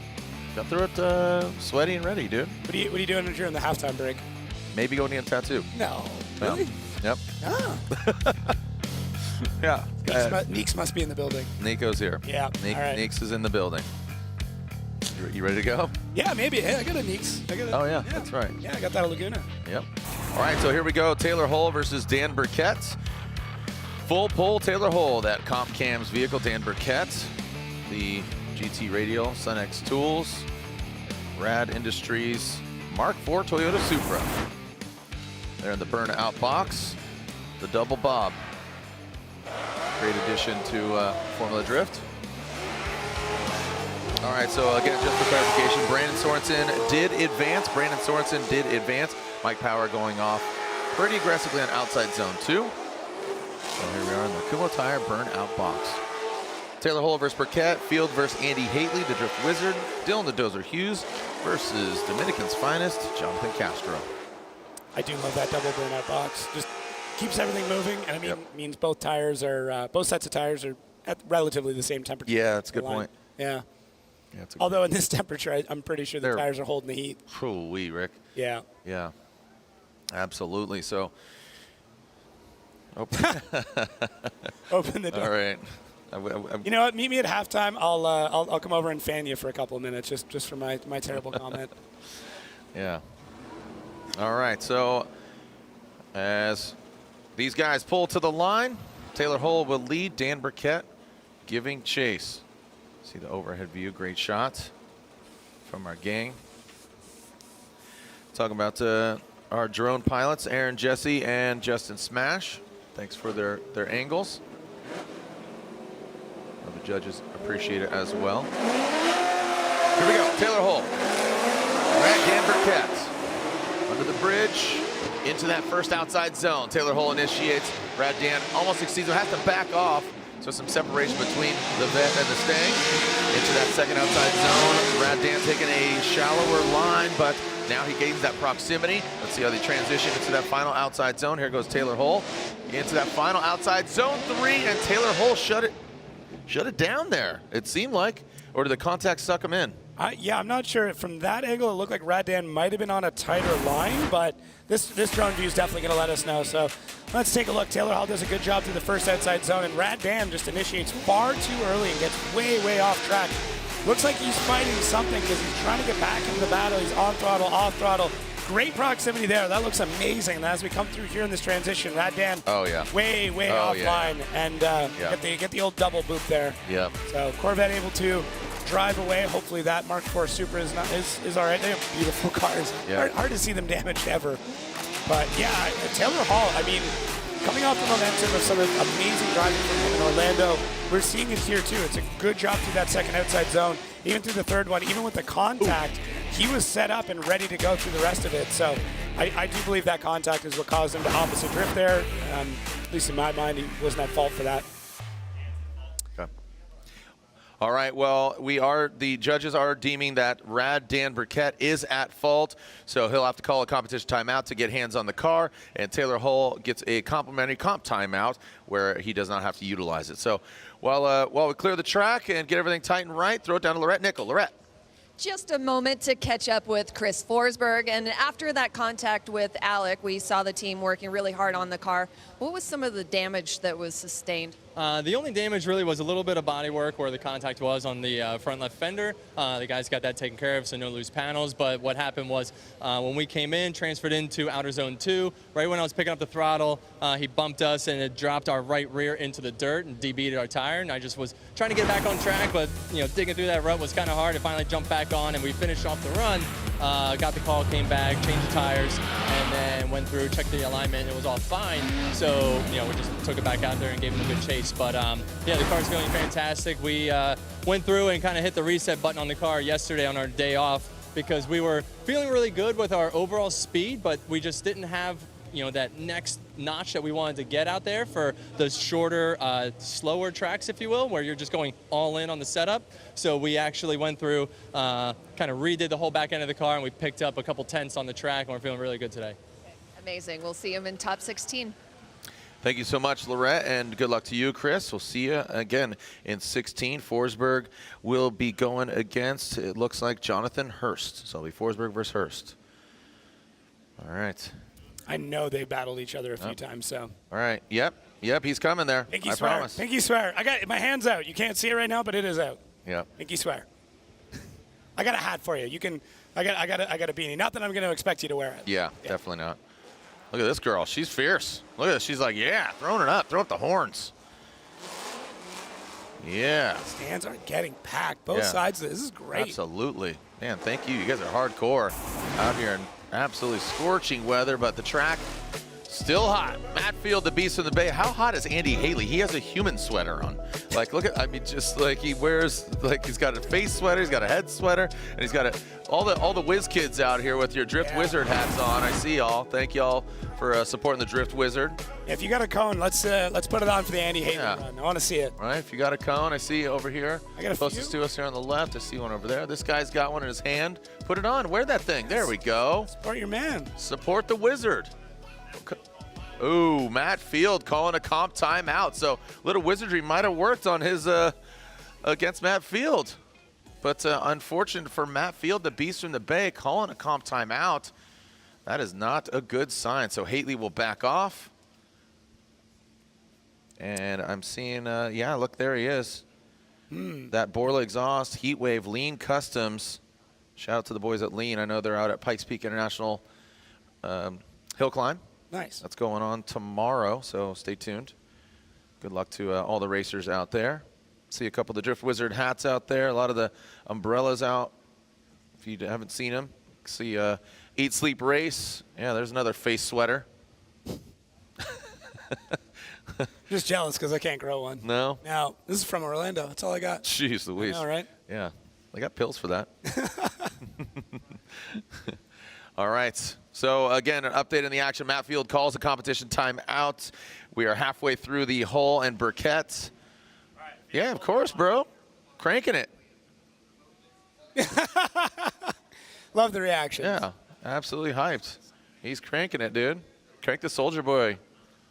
You.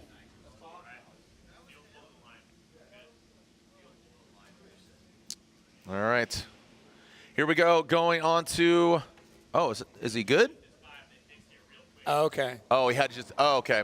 Yes, he did call it because he had to get hands on the car. So they fixed it right there, right before the start line. So, yeah, when his blinker fluid was low. So I think that was, yeah, the radiator valve. All right, so here we go. As we look at Matt Field, the Borla exhaust Corvette being chased by the Evil Auto Works. BMW now into the second outside zone. Let's see how Matt Field manages. Now, look at that. So, great line. Oh, we got a little, oh, Andy Haley goes off. Andy Haley with that contact, and it ended up bucking back. But Matt Field stays in it to win it. So in these ladder battles, these guys are getting really aggressive. That wheel is not looking too hot. It is pointing in the wrong direction. Ooh, is that? Oh, that broke off? I think so. Or is it black? Oh, no. Oh, no. Oh, she broke. It's gone. Oh, boy, yeah. Yeah, those wheels are half off now. Yeah, man, what a bummer. All right, so this could be it for Andy. Yeah, Matt Field's super aggressive on that initiation. I mean, he is a man on a mission. Andy Haley looks like he tries to go in, throws a bunch of angle right here. Once bitten, twice hit. Oh, I fought the wall and the wall won. Yeah, you're not going to win that battle. Oh, man. But Matt Field, though, I mean, look at how early he is initiating. That is something that every spotter is going to be taking note of right now because that was epic. You can see here Andy tries to go in, and as that part of the track drops away, that could have been so much worse for Andy Haley. I mean, thankfully he was able to get the car pulled away a little bit because if he would have went nosed into that wall at that kind of speed, there'd definitely be a cleanup on aisle 2. But Matt Field looking stellar in the loop there. Now, that was interesting. There was I almost want to see that again because it does look like Matt Field made a correction to halfway through that second outside zone. Now, whether or not that's enough to have caused the impact with Andy Haley, I wouldn't say, but there was something that happened there with Matt Field about halfway through. It kind of looked like he poured on a touch more angle, but Andy was coming in with a lot of heat, so. All right, this dude's getting screen time, brother. I know. This guy. Here we go. Yeah, all right. So the part I want to look at is halfway through outside zone 2. Watch Matt Field's car.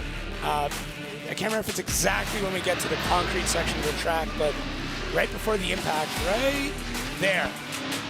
Yeah, okay, it wasn't enough. I'm digging too much. Yeah. You do see the attitude of the car change, but Andy is not on the correct line there. If he was, that wouldn't have been, it wouldn't have been nothing. But Thought the X-Files music came up. I know. Do-do-do-do. All right, so the bumps over on that second half, I think that might have thrown him off. But take a short break. When we come back, the heat continues here at round 4 of the Formula Drift Pro Championship.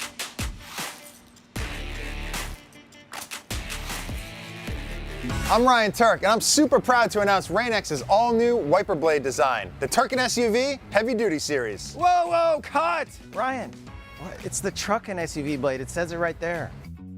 These new blades are specifically designed for truck and SUV windshields. They're tougher and built for rugged weather. Like I said, the all-new Rain-X truck and SUV blade, engineered not to be turked in tough conditions and built for your truck or SUV. Get a pair today, only at AutoZone. I mean, I still like the idea of a Turkin SUV blade.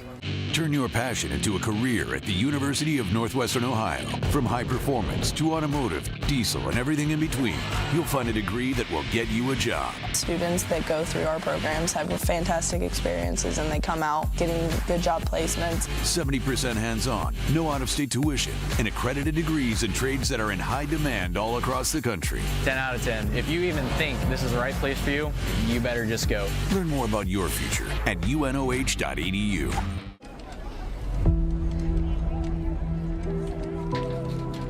Ready to rise to the challenge?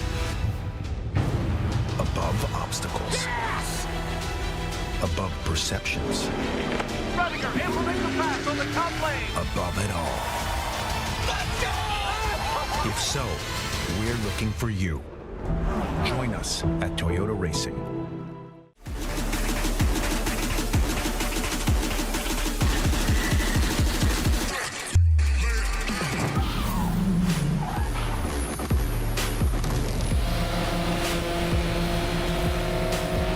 Look at that Ditto tire just rip.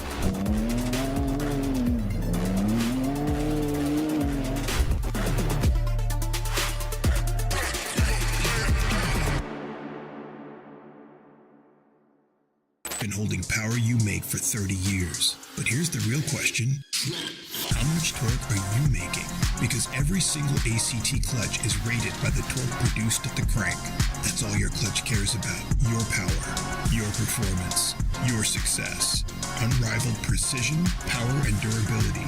Visit advancedclutch.com today. 30 years of precision engineering and performance excellence. Because every revolution starts at the crank.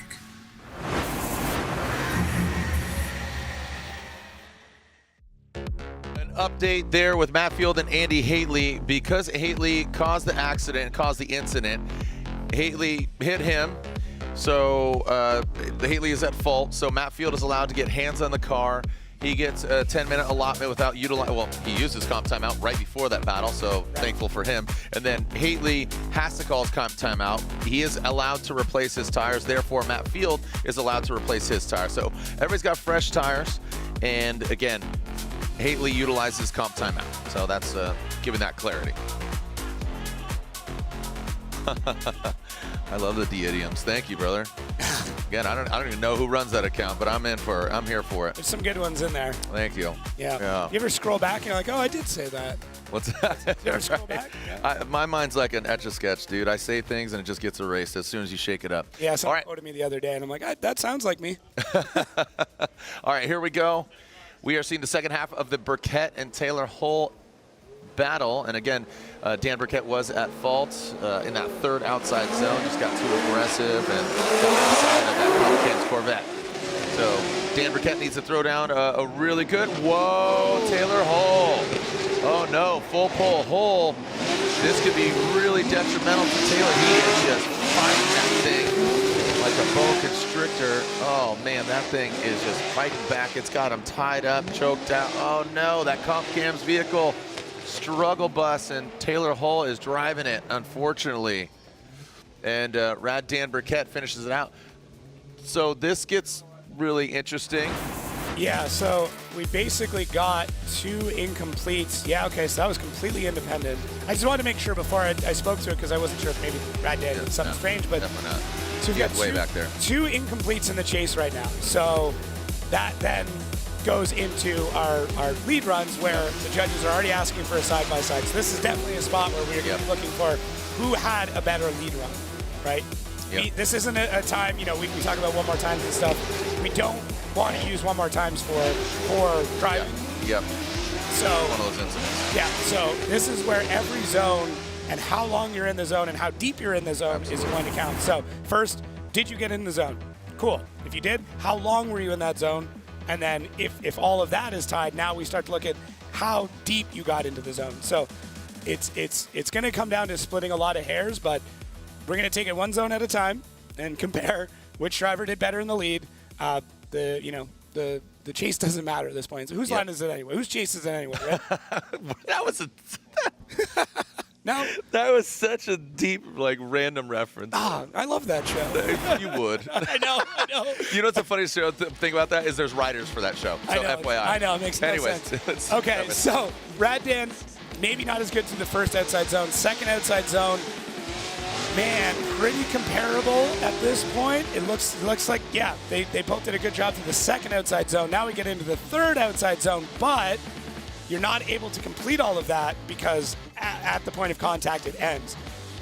So what I would think at that point is, you know, our second outside zones are pretty comparable. We can't really do the third because of the contact there. So it comes down to the first outside zone. Who had a better first outside zone? And that's what the judges are going to be looking at. Whose line is it anyways? Love it. Taylor Hole, Dan Burkett, slide him left or right, and there it is, Taylor Hole. Full pull hole. He looked a little defeated.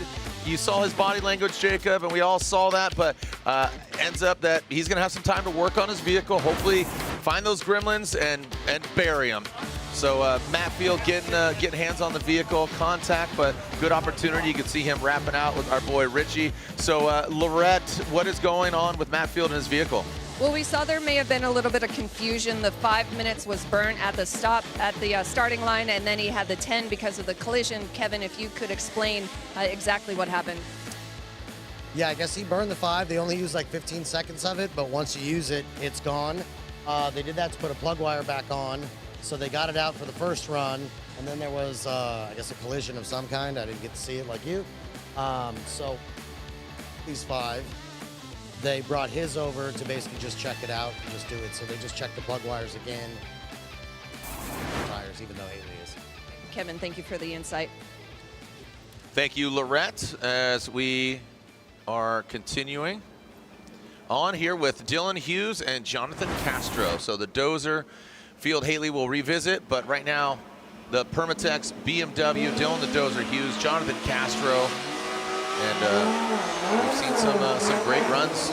We've seen some success here from Dylan Hughes in the past at this track. So he likes this track. And here comes Jonathan Castro, Dominican's finest. Good transition there into outside zone 2. You can see him looking calm. You can see just barely kind of navigating it. The Forge Star wheels come to a brief halt there. And now the LTH Toyota GR86. Good proximity by Jonathan Castro. Good straight up battle, no contact. That was nice, clinical, good, good run. Yeah, pretty textbook from both drivers. Nothing wild, nothing crazy, nothing to debate. Because look at Dylan Hughes out front, fills all the first outside zone. Castro could have been a little bit deeper through that section. Now you see a big left foot brake there from Dylan Hughes. Well, Castro kind of worming his way through to get the proximity. Now we come to the inside clip. Great transition for both drivers. Castro is right there. And now as we come to the last inside zone, Castro is able to collect things and keep it going. So, I mean, there's really only one spot in the chase that I would have liked to have seen a bit more proximity. Dylan Hughes out in the lead. Everything looked great. So, yep. Yeah, Castro's basically got to throw down a perfect lead run and hope that he's able to shake Dylan Hughes off the back. That's a tough ask. Very tough ask. Tough ask for Dominican's finest. Jonathan Castro, Dylan the Dozer Hughes. It's a good battle. Love hummus It's a debate. Both. Why not? Oh, there we go. All right, Jonathan Castro, that Kenda tires. New tire for him. Let's see if it works out. And you can see him going into the second outside zone. He needs to shake Dylan the Dozer Hughes, but he's hanging tough. Look at this. Ooh, Dylan drops back a little bit into that inside clip. Now transitioning into that last outside zone. Both of them, I mean, this is, again, a pretty straight up battle. Nobody's just kind of out kicking what they should do. They're kind of just, all right. We just saw two kind of very tough calls, went into it, but yeah, awesome. Yeah, it's been a little hectic the last couple of runs. We were like, oh, yeah. 3 runs left. Okay, we're almost wrapped, and then all hell broke loose. But take a look here. Jonathan Castro, great out front. And Dylan Hughes, I mean, keeping the proximity, does a good job to the second outside zone, almost touching the front. Not a ton of angle there from Dylan Hughes. Would have liked to have seen him kind of match that a bit more through that section. And then right here, Castro does a good job, and Dylan Hughes almost pulling like a 2018 James Dean, exceeding the front wheels of Castro there. But able to keep everything sorted, and yeah, we're already getting the signals for the side-by-side, because yeah, this is gonna be a tough one. We're gonna be splitting hairs for sure. All right, Castro waits, and they will have to wait a little bit longer. Here we go, BC Racing side-by-side. All right, let's see if we can find any major mistake from either driver. First outside zone looks good. Castro not quite as deep through that first outside zone in the chase. Second outside zone, Castro, chase, I mean, is really where I think this is going to be made up.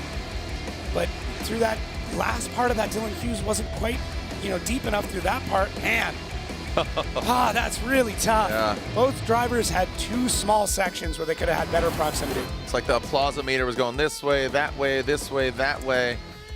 Are you suggesting we bring back the judging dial? No. Okay. Just that was an interesting era. Interesting season. It was fun. It's fun. It was something. It was. Hey, something. for spectators, it was great. I wasn't working here yet. So. Yeah, that was interesting. My man getting bucked up. So Dylan Hughes waiting in the cockpit. Dozer. All right, slide him left, slide him right, or slide him down the middle. One more time, and I think that is. Oh, Dylan. Look at Reese Marin. Reese Marin says, I didn't know. Again, Reese is king. I don't know where this. He's like the people's champ of judging. You know, I mean, is he? He's been in the industry for a long time. He's Lean Colt. Ooh. Shout out to Lean Customs. Yes, he's been in the industry for a long time. Yeah, I mean, but he's king, really? I don't know. Hey, holy wow. backpack! Wow. Who? All right, so here is our advancing bracket.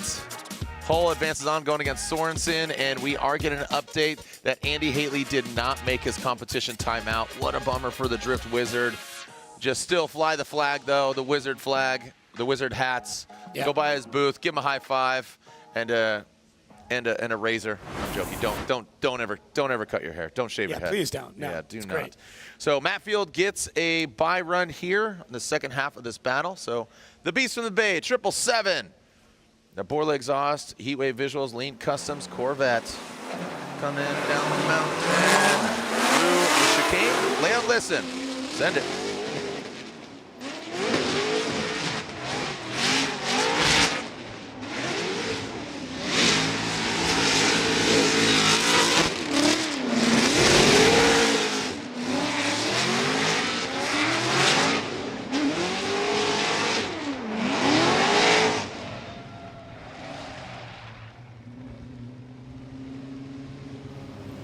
All right, here we are looking in the pit of Taylor Hull.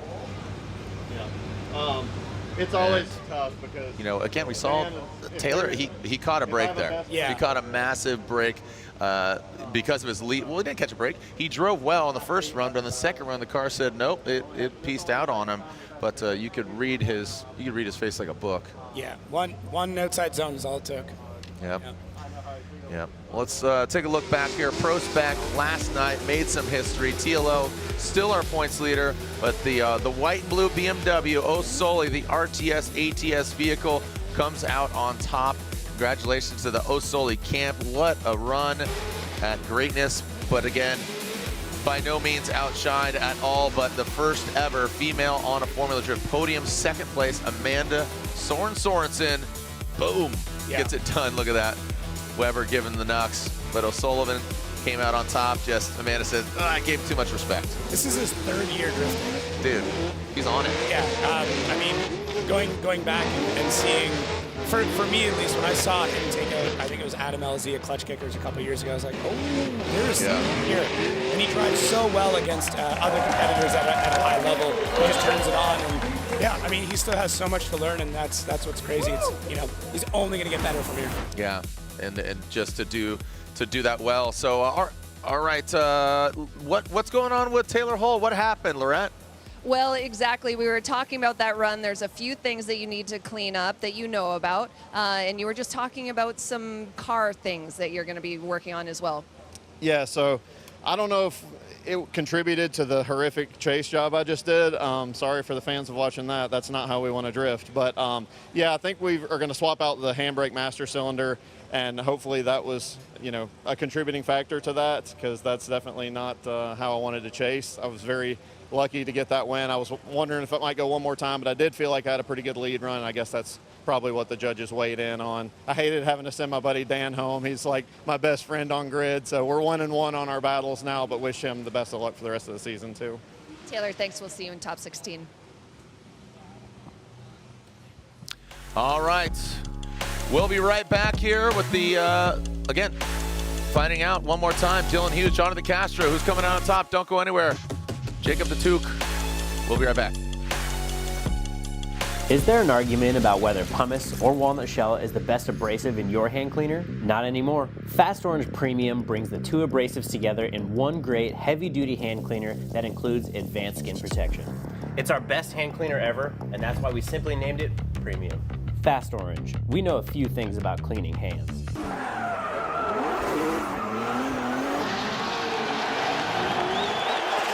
Welcome Welcome to the streets of Long Beach. Look at that. It is a beautiful day here in Southern California.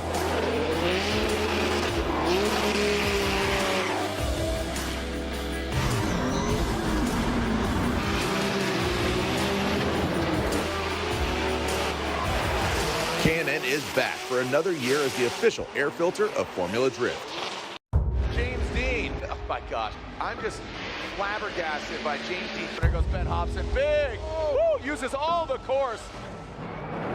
Performance Mustang RTR. Vonnegut Jr. just riding the edge. Absolutely. RTR has been some busy camp over there.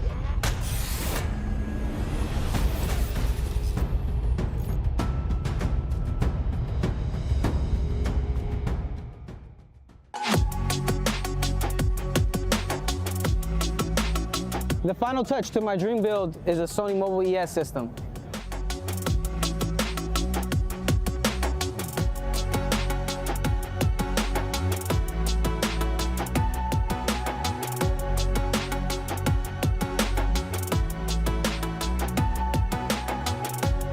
Time to cruise with Sony Mobile ES.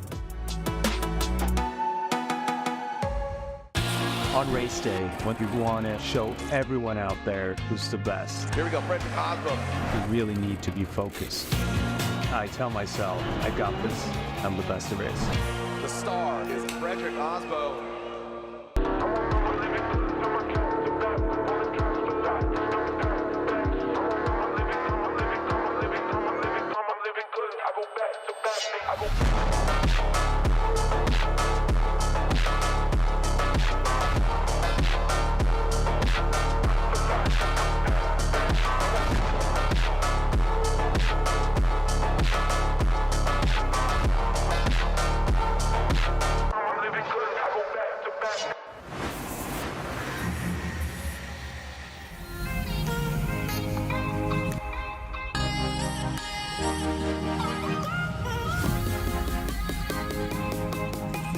Alrighty guys, so we just rolled up to the explosive ordnance disposal. We're gonna go put some bomb suits on and play with some little robots and check and see what that's about. Yeah, so this is our large platform, the F6, kind of all reliable.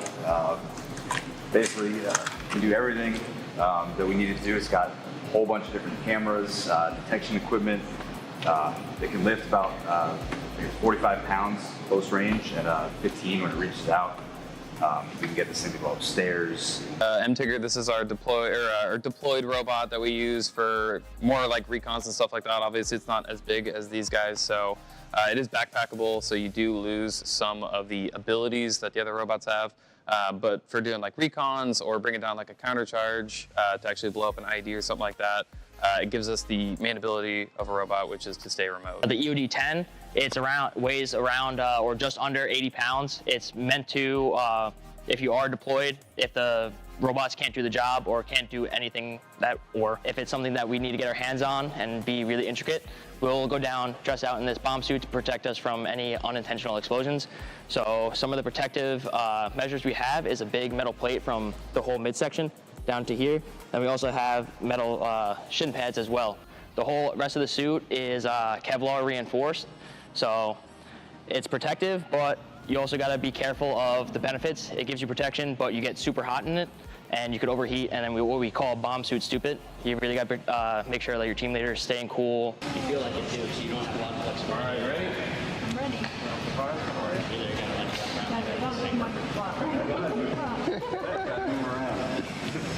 Gonna sit in the seat. No way. Just walk out. Can you run a mile now? No. You want to try to lay down and get up? See how that Yeah. Do it. Yes. Just fall back to me.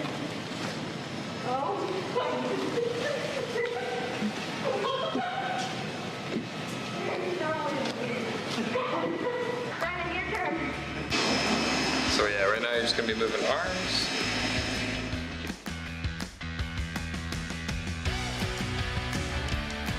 If that was a bomb, we'd already be dead, Amanda. And then your trigger back there, you can actually grip it. And then again, you can move those analog sticks forward, and that's going to move like that forearm. Yeah, and then kind of twist that ball.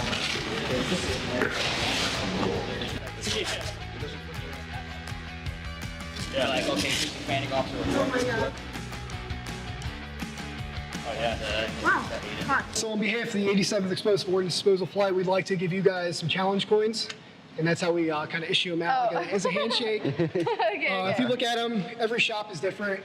Especially, I know it's a military tradition, but in EOD, every shop has their own coin.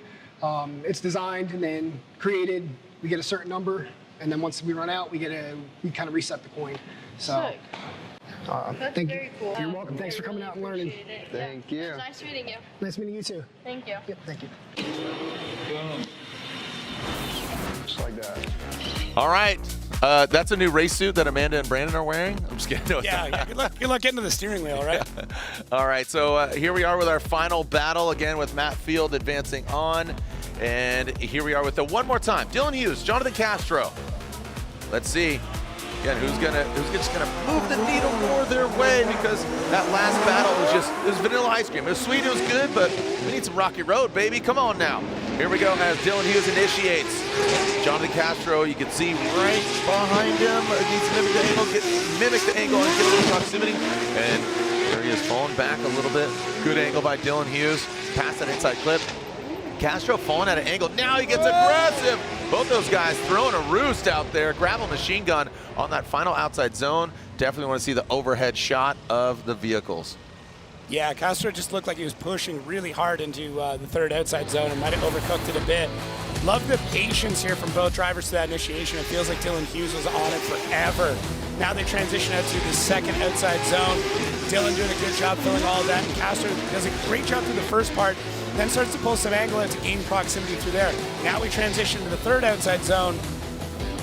Boom. Yeah, so Dylan right on the edge of it, might have dipped a tire. Castro definitely one tire, maybe two in the chase in that last section. So, well, this is what we talked about yesterday with ProSpec, is that if that wall wasn't there, would he have gone two off? Right. So is that a safety net? You know, so did he go off too much?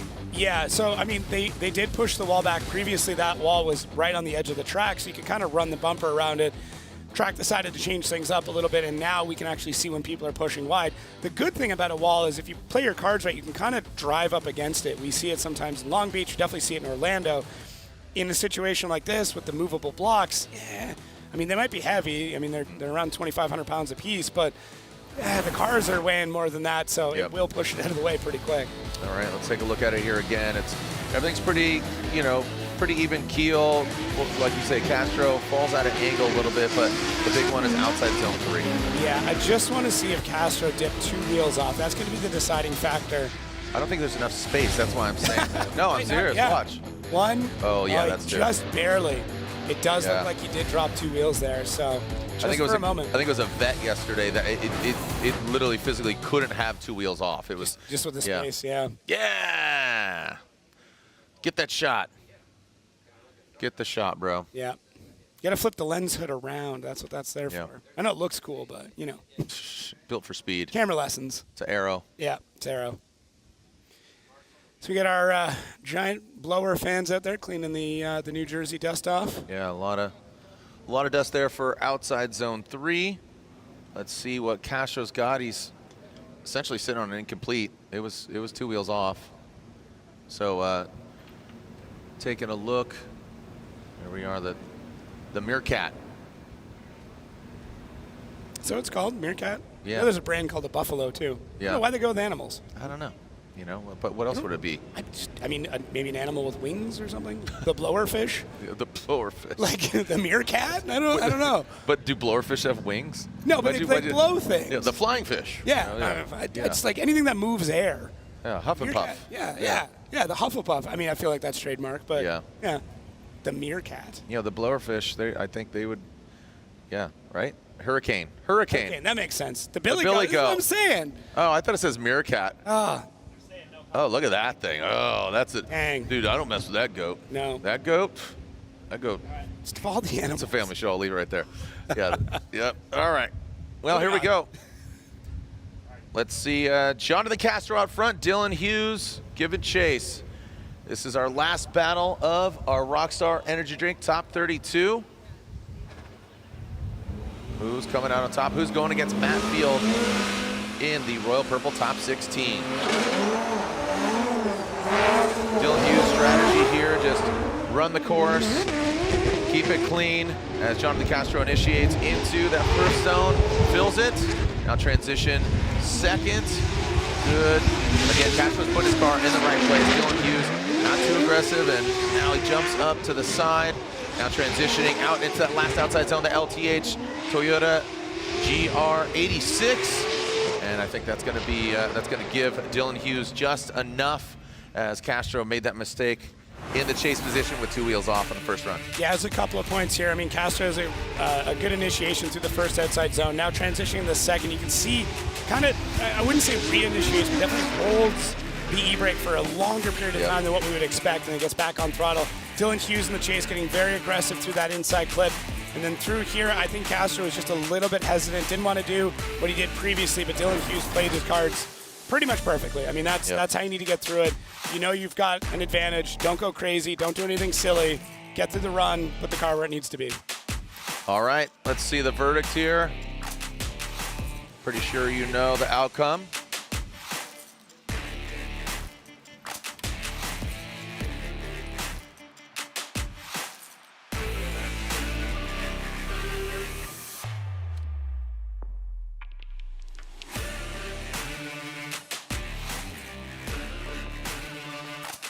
We're chatting with, just chatting with the judges. All right, chatting with the judges, and here we go. Dylan Hughes, Jonathan Castro. So Vernon went with Jonathan Castro. Interesting. And Dylan Hughes. So Dylan Hughes 2-1. Vernon, okay, what's up? Yeah, for me it was Dylan who was dropping 1 wheel off, and he led Castro into dropping the 2 wheels. So the incomplete for me would be blamed on Hughes. Interesting. Okay. Okay. All right. Yeah. No. Hey. I did not see that, but perspective, and unfortunately, Vernon, you were wrong. But you were outnumbered, Vernon. Yes. But 2-1. But thank you for explaining that. Okay then. Thanks. All right. So thank you to Reese, Vernon, and Brian, our judges. Thank you to you, Jacob. We're gonna take a break between 32 and 16. You're gonna go fan off some one of those big boys out there. He called himself a big boy. Yep. So I'm not calling him big boy. He called himself that. You got to take care of them. Check on check on them. But here's how our Royal Purple Top 16 will play out. Shanahan, Osbo, you see it. Oh my God. What a beauty of a top 16. Ooh, Manoa Goosh. Oh, I know. Bakshi's Turk. James Dean RCP. Hurst Forsberg. Brandon Sorensen Hull. Field and Hughes. Oh man. Don't go anywhere. Do not. Well, go somewhere right now. Go chill. I'm gonna go get tattooed. But we're gonna grab a snack. We'll be back here. What time? What time is it? Well, we're gonna be back here at 6:45 local time. Just FYI, 4 o'clock. So you got 2 hours and 45 minutes to do whatever you want. Right? Yeah. All right. See you guys. Thank you so much. This is the Type S, the Gauntlet, presented by AutoZone. I'm Jared Deanna, Jacob Gaddens, Lorette Nickel. We're your tour guides. But the gentlemen down there on the Gauntlet are going to throw down here at 6:45. Thanks.